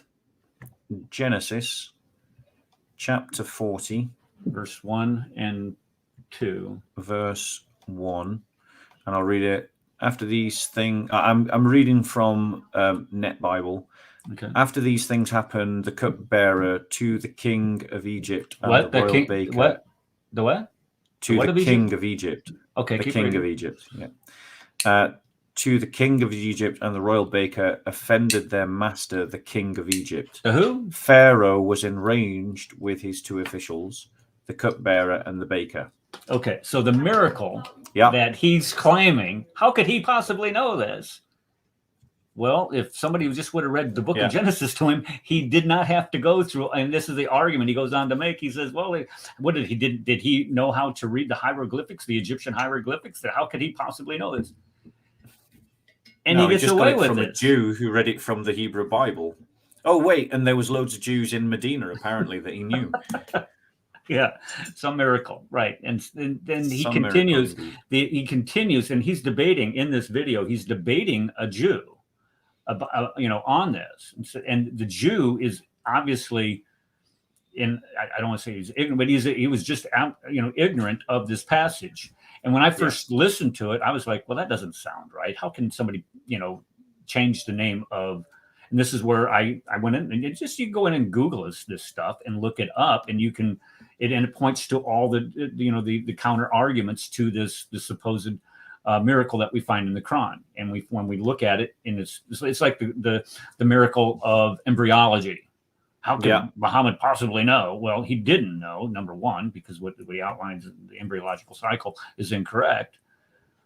Yeah. But the fact is that these were stories that already had circulated and were circulated in 7th century Arabia. So it's not. There's no miracle involved here.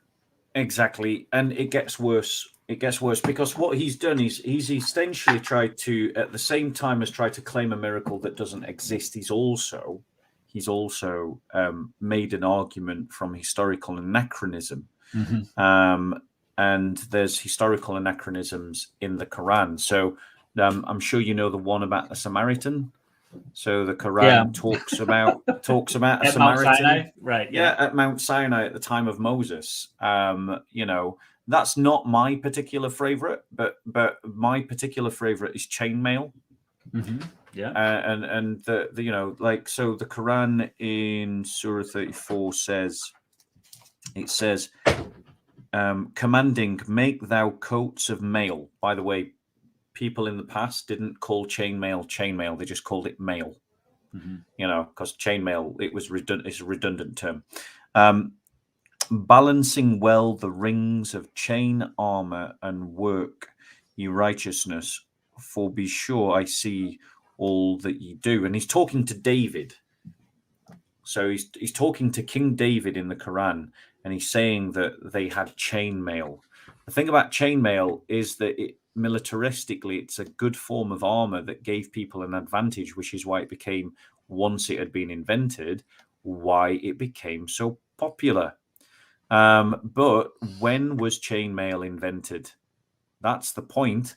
Right. And when you look into it, chainmail, bear with us 1 second. I'm just trying to pull up my notes. So I tried to use this new system to create my notes, and it's quite complicated. It's like the 6th century BC or something like that? Yeah, so basically, sorry, bear with us. It might take me a second to find it. It is essentially the 5th century, yeah, it is. 5th century, okay.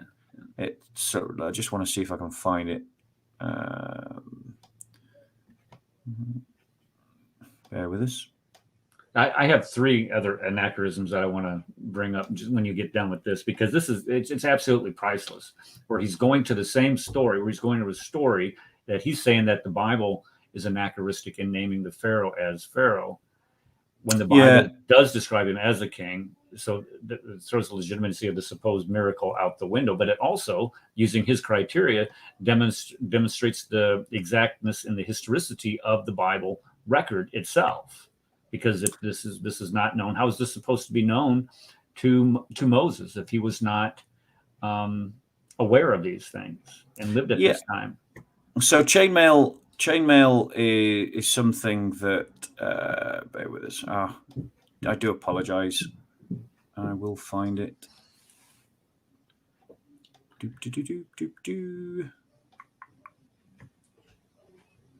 I think it wasn't even invented. It was invented by the Celts, I think. Yeah. It was something like that. Yeah. Yeah, basically.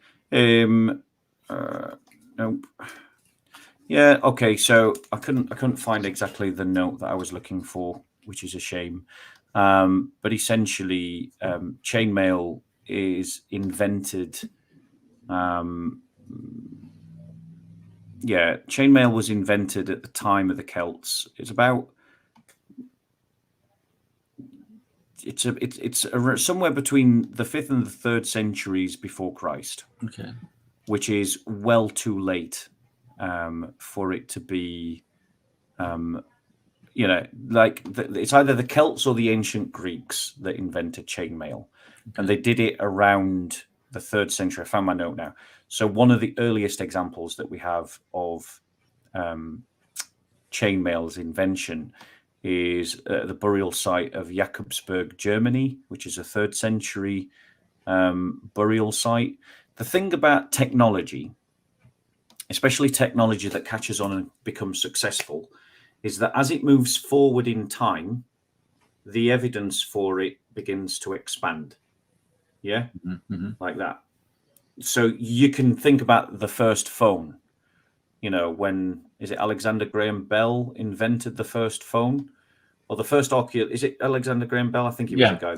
Yeah. So when he invented the first phone and discovered that Chuck Norris had left him 3 voice messages already, that's a joke. Chuck Norris joke. Never mind. That's straight over your head. Straight over your head. Right. That's a great anachronism. It was an anachronism. Yeah. But when Graham Alexander invented the phone, you can archaeologically trace out the spread of the phone as a device that then becomes a universal device from the point at the bottom called Alexander Graham Bell. In other words, as you go closer to its emergence, to its invention as technology, the evidence for its existence gets thinner and thinner and thinner and thinner and thinner. Well, it's the same with chainmail. Well, all our evidence points to the fact that chainmail was something that was invented just a few centuries before Christ, probably 3rd century before Christ. By the time you get to Muhammad, it's a very popular, but there's no evidence of it existing really before the 3rd century. And that means that you've got an anachronism here in the Quran, because it's saying that if chainmail had been invented by David 1,000 years BC, let's say, then that means that something that is an effective weaponry didn't catch on. of course it would have caught on, because it would have give the people an advantage in conflict. Right, it's much lighter than the plate mail that was normally used. Plate armor, which Mhm. would have been the actual plate armor, and leaf armor are the two kinds of armor that were used around the Iron Age. And chainmail would have given people a massive military advantage because of the increased mobility. The idea that it would have been invented at the time of David and not caught on is ridiculous. And history doesn't support that. So you've got an anachronism right here in the Quran. That's my first one. You do one and I'll do another. Okay. Well, I'm just going to go ahead and point towards Pharaoh himself, where he starts talking about, if he's going to opine about Pharaoh and what Pharaoh did and, being called king and such. I'm going to go with Quran 7:124 and Quran 2:26-49.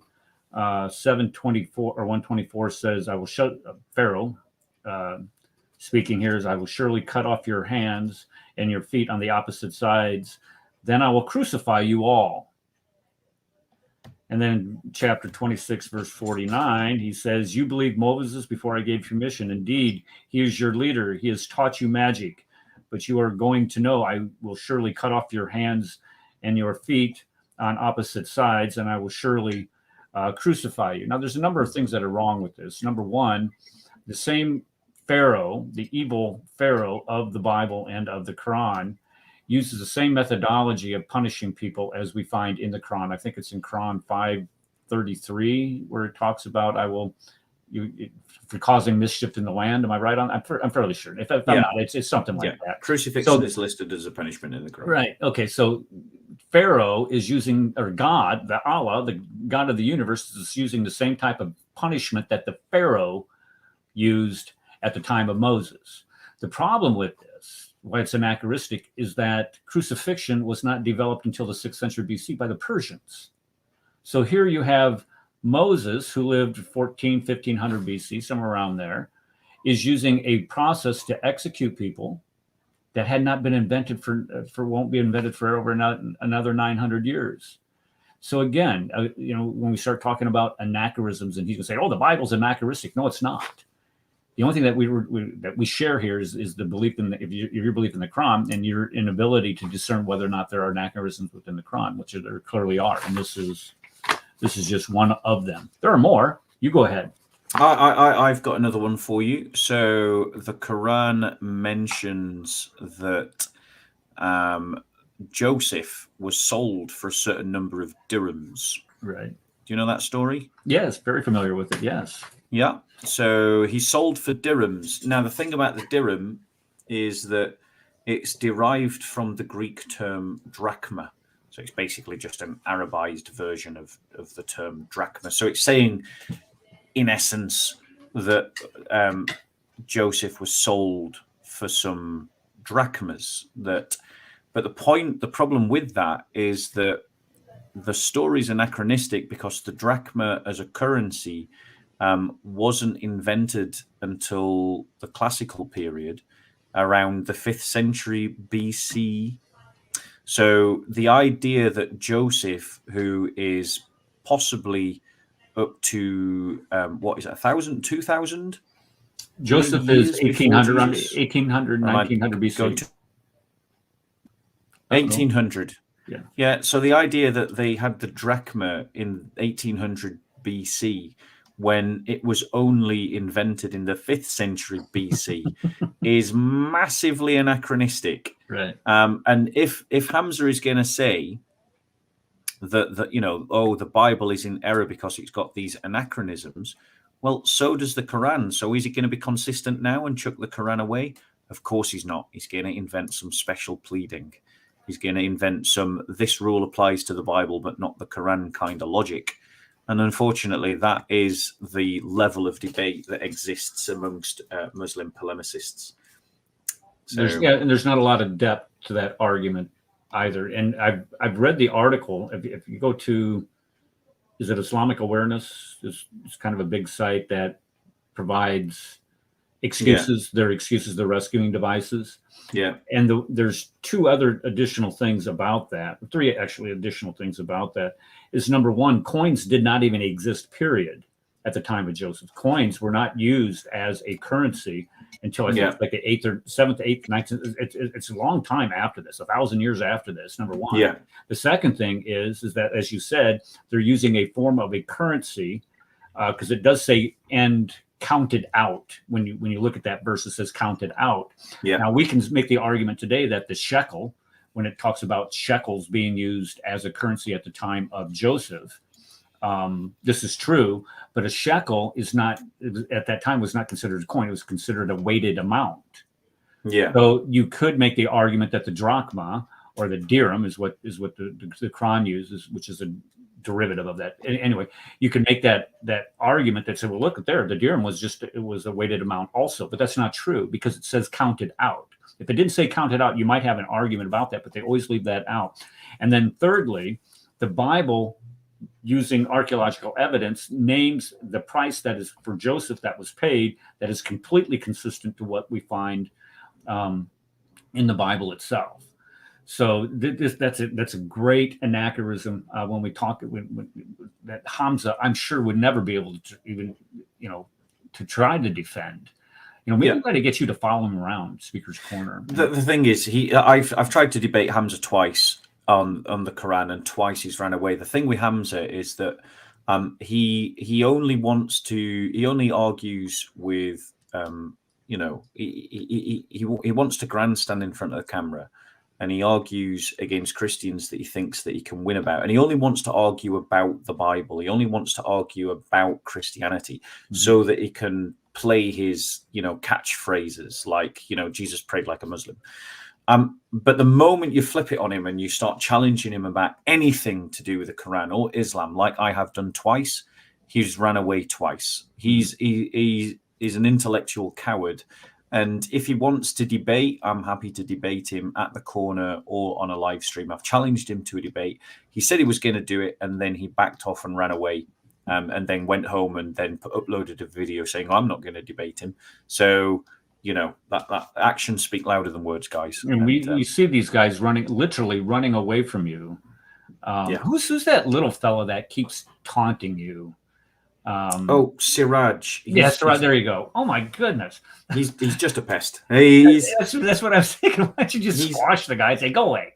He's just looking to be. He just wants clickbait. He's looking to make a name for himself. He thinks that he's going to do it through YouTube, and so he just comes and he rudely interrupts every conversation that I've been doing. Though recently he's backed off from doing that. I think that either people have had a word in his ear, or he's just cottoned on that if he interrupts me, I go and interrupt some dawah. And he's left me alone, so I've left them alone. Good. Like the intellectual battle has been won between Christianity and Islam. And the beauty is the victory is not ours, the victory is Christ's, who defeated them through his cross, which disproves Islam 100%. And his resurrection, which also beautifully disproves Islam. But the intellectual battle has been won. The only thing that the reason why that hasn't caught on is because a lot of Christians don't involve themselves in apologetics polemics. A lot of Christians still follow a very timid, limp-wristed kind of Christianity, and Islam has sociological power for reasons that can be both understood and countered. Like if we win all the arguments, but they end up controlling all the police forces and the courts and the council seats, we still lose. Doesn't matter if you win all the intellectual arguments, and they recognize that. And we beat them over 2 years, not just me, but Jay Smith and Hatun Tash as well. We beat them over a number of years, and latterly for me, the first 2 years that I was at the corner. And after being mauled week after week after week, for 104 weeks, more or less, they decided to try and organize a boycott because it was costing them. It was costing them in that people were becoming Christian because of what we're doing, and they knew it. And so why risk an argument that you could lose when you can just speak to a Christian who doesn't know anything and look like you're an amazing debater who's confused and confounded another Christian? So my encouragement is Christians, stop going onto their channels. Christians, stop going to the corner to talk to them. And yeah, stop giving them cannon fodder. Yeah, and you always have the group of clapping seals that accompany these guys that want to a la Akbaria. When you well, the other thing is that pressure of expectancy. You know, when you're surrounded by a group and you can feel the pressure of their expectancy. If you're young, naive, and malleable, and then someone says, "Well, I think it's time that you say your shahada," and then you feel this expectancy of the group, this peer pressure, as people expect you to say your shahada. If you're suggestible and naive, then unfortunately, a lot of people say their shahada. How many of those actually go on to practice it is a different question. You know, I wonder if there's like a Pew Research. There is. There are lots of studies. Okay. Yeah. Like loads of studies show that most Muslims stop practicing Islam within 7 years of becoming Muslim. Really? Like, yeah. It's almost as many people leave Islam as come into it. So right? You have conversions, you have apostasy. Yes, but the thing is, they've got a higher birth rate. Right. Yeah. And so the numbers go up. And then in Western world, you've not just got a higher birth rate, but you've also got higher levels of migration from Muslim countries, whilst you've got a collapsing Western demographic. So even though there are lots of Muslims leaving Islam, the reality is that in the Western world, it's counted by the high birth rate and the high migration. And in the Muslim world, it's counted by the higher birth rate, because every Muslim born is counted as a Muslim, even if a certain percentage of Muslims have left in adulthood or stopped practicing. Yeah, this is the question that we handled on the show. I think it was this past Sunday where we handled this question on the show. I think it's Latia, who's in the audience right now, asked that question. How do you deal with that? And we went in and we said essentially what you're saying is that a lot of it has to do with birth rate. But the good news is the apostasy rate that we see now that all of this information that you and I have been talking, just some of the information that you and I have been talking about here on the show, is becoming more widely available to them. And when they are able to have access to it, which are not allowed to have access to in a lot of these Muslim majority countries, by the way, but they do get access to it. This is like, what do you mean this is true? What do you mean that Muhammad did this? What do you and they can't believe that these things are true and that people would have the actual audacity to be saying them publicly. How dare you? That's blasphemy. There's a tsunami of apostasy going on. Yes. A tsunami. It's happening everywhere. And I want to say to you, if you're a Muslim watching this, you don't have to stay in Islam. Loads of Muslims are leaving it. You can leave it as well. And I would invite you to pick up, a Bible, pick up scripture, and to consider actually, what Christianity teaches, and come and speak to someone like me or someone like Eric, someone who actually does know the faith, and is willing to sit and talk with you about what it means.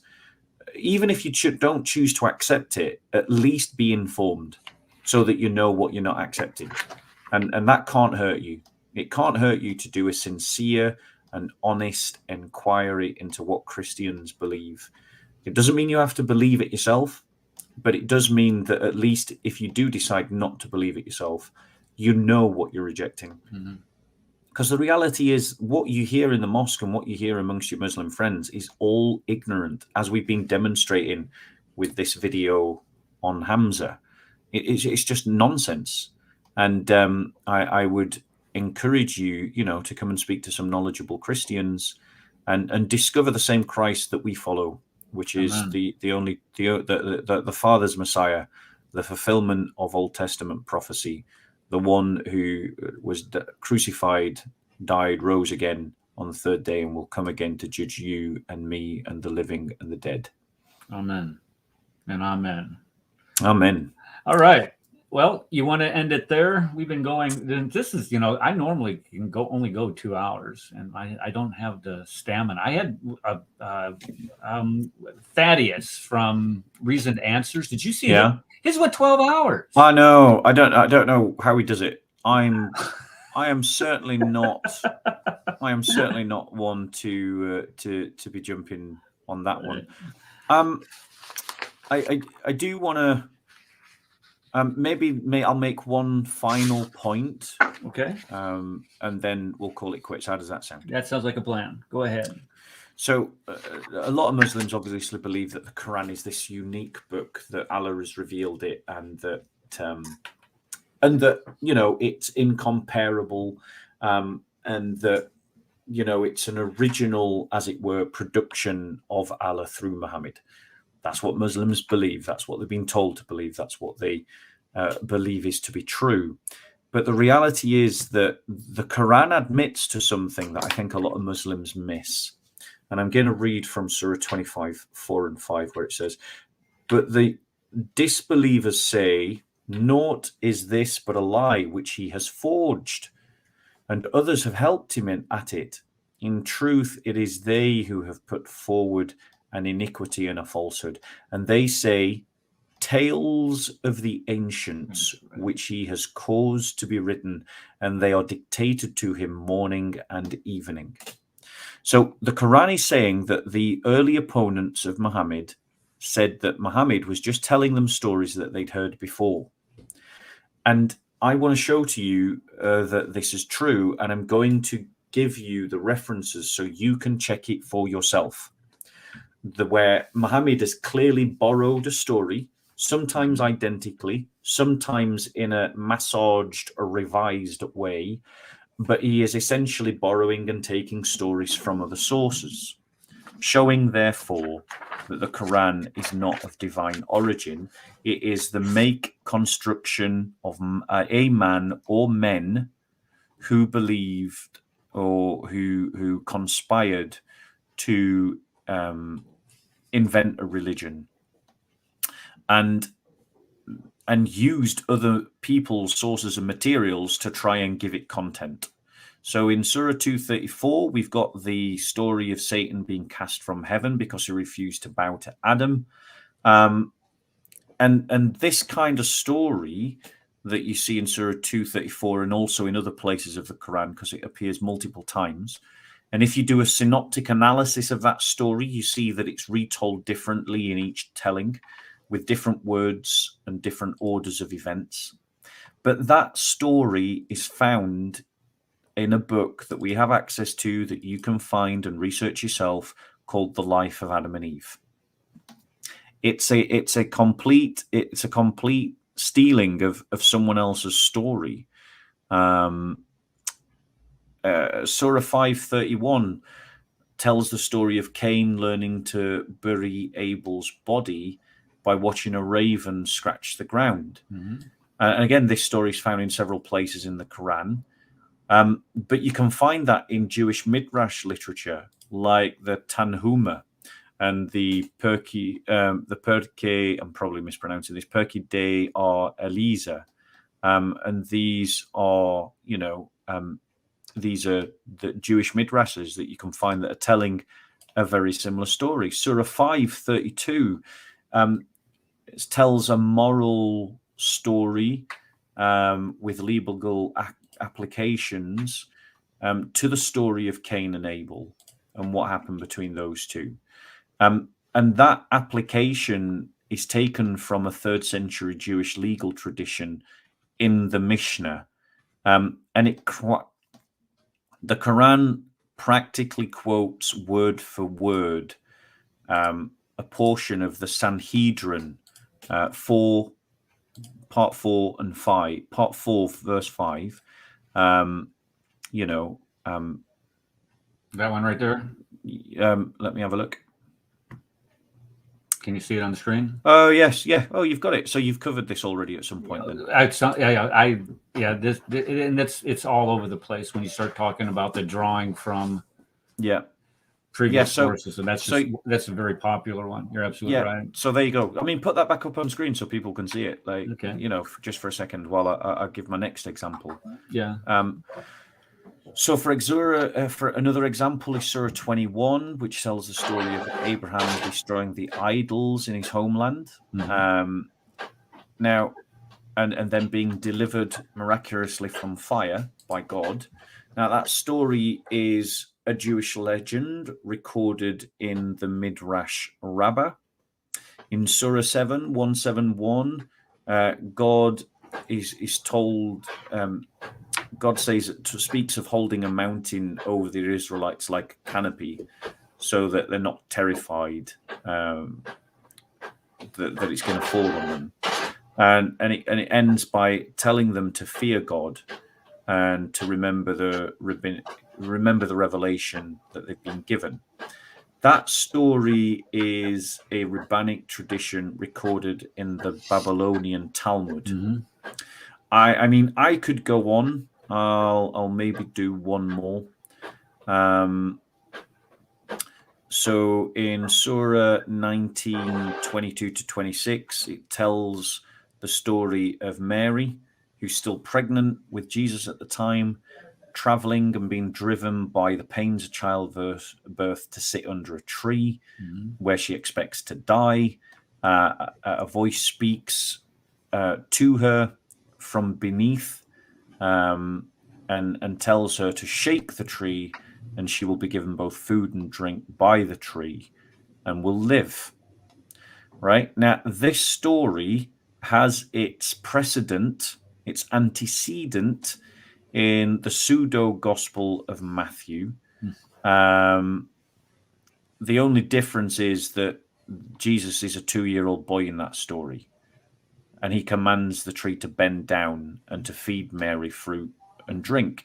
The stories are clearly of a man who's traveled around, heard stories orally, and either by choice or by accident has either misremembered them in retelling them or has manipulated them on purpose to create content for his book.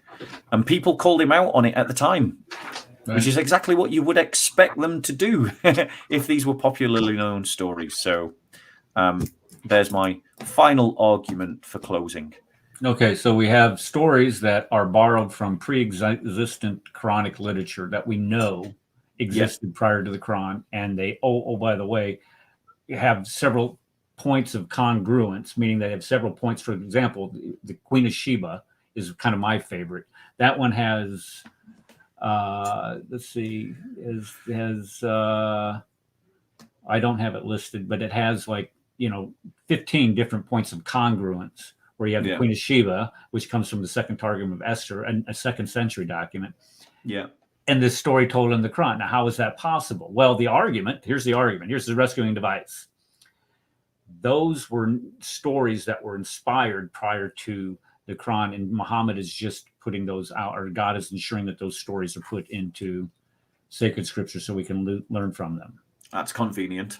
Yeah. It's so convenient, right? It's so convenient, isn't it? More likely that the man who had an obvious interest in religion and who traveled around for his first wife as a trader, and who hung around for years with Jews in Medina and knew Christians, quote mark, in Christians in his family through Khadijah, and spoke with monks on his travels, has heard a whole bunch of stories, some of which he remembered properly, some of which he didn't, and then just puts them in his Quran because he needed content. And this is what came to him, things that he'd already heard. I think that's far more likely, to be honest. And clearly the evidence supports that. Occam's razor stuff, with what is probably the most sensible answer is usually the right one on this. Yeah. Okay. Right, then, brother. Man, I cannot tell you how appreciative I am coming to this channel and sharing with us this morning. It's been a delight to hear some of your insights on, because I wrote down a bunch of stuff that when I was writing these clips down, and I'm like, he ain't covering any of this type of stuff. You have a completely different perspective, and that's what I really enjoy seeing here, because it enlightens those people who kind of get the same droning on that I provide on a weekly basis, and then you hear something new that comes from a completely different perspective, and basically does the same type of body slam that we do when it comes to people trying to propagate the Quran, or trying to dismiss, or at least try to mislead people away from our Christian Bible. So Amen. Thank you so very much. It's been a pleasure, Eric. I really appreciate your channel. I hope anyone who's searched for me and found you in this video, I want to encourage them to subscribe to Eric's channel. And I'm guessing it'll be all right to upload this onto my own channel. Absolutely, yeah. And what I'll do is I'll put the link to your channel. So if you're watching this on my channel, please use the link and also subscribe to Eric's channel, because he does some really great presentations, super informative, easy to follow. And it's always a pleasure hanging out with you, bro. And, you know, we don't meet. If we don't meet on one side of the lake, I'll see you on one side of eternity in person, I'm sure. One way or another. One way or another, brother. I agree. Amen. Okay, now I told you at the beginning of the show I have the most Islamophobic intro. Yeah. But that is only second to the most Islamophobic exit video. So my brother Radical Moderates in the chats in there. Cole, do the ending. Okay, so here it is. All right. God bless everybody. Thank you, everybody, for coming. And Christ we'll see is you risen. on Sunday on the Cross and the Crescent discussion group. Amen. He's risen indeed. Advanced student and specialist, that the standard narrative has holes. That's what I'm.